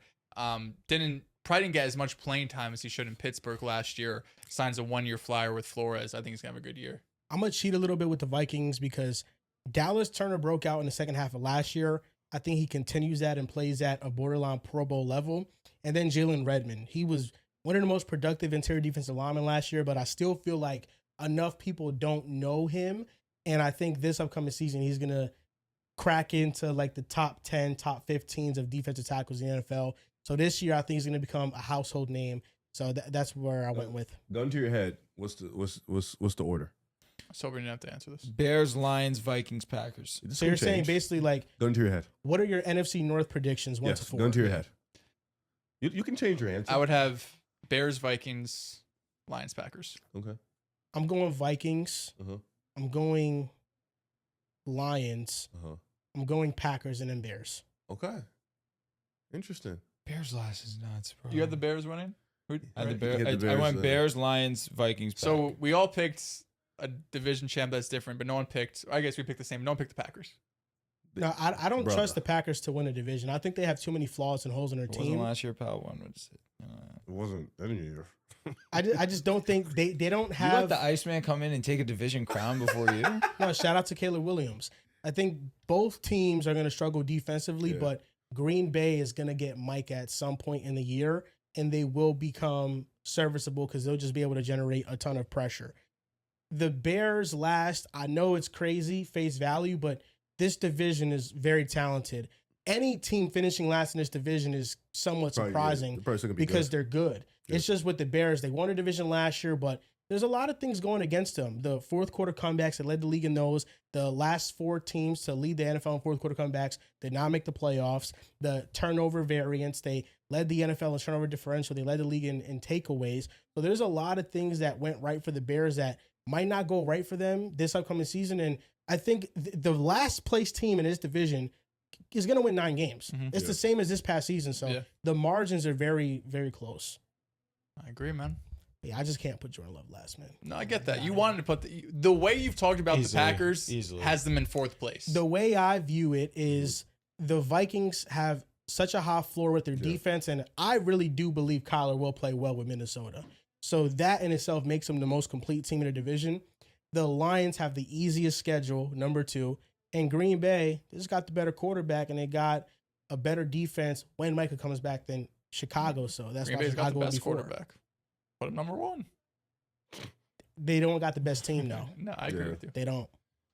Yeah, but shout out to the NFC North. This is a tough division. We're going to preview another division next week. We're going to do 2 previews per week. So let us know what division you guys want us to preview next, and we'll see if we like your answer or not. Or if not, we're not just. We only have 6 more options, though. Yeah, so we're running out. I don't know. Should we continue? Should we keep NFC? going? Should we just finish NFC? I think so. Or should we go AFC East and AFC North? Nah, let's just finish that. I think just round it out. NFC month. So NFC South and then NFC West next up. That's going to be interesting. But that's going to do it for this episode of Pick a Side Podcast. You guys can follow us on Twitter at Pick a Side Pod, on Instagram, TikTok, and on Facebook at Pick a Side Podcast. Thank you guys for watching. Make sure you guys like and subscribe to the channel, and we'll see you guys next time.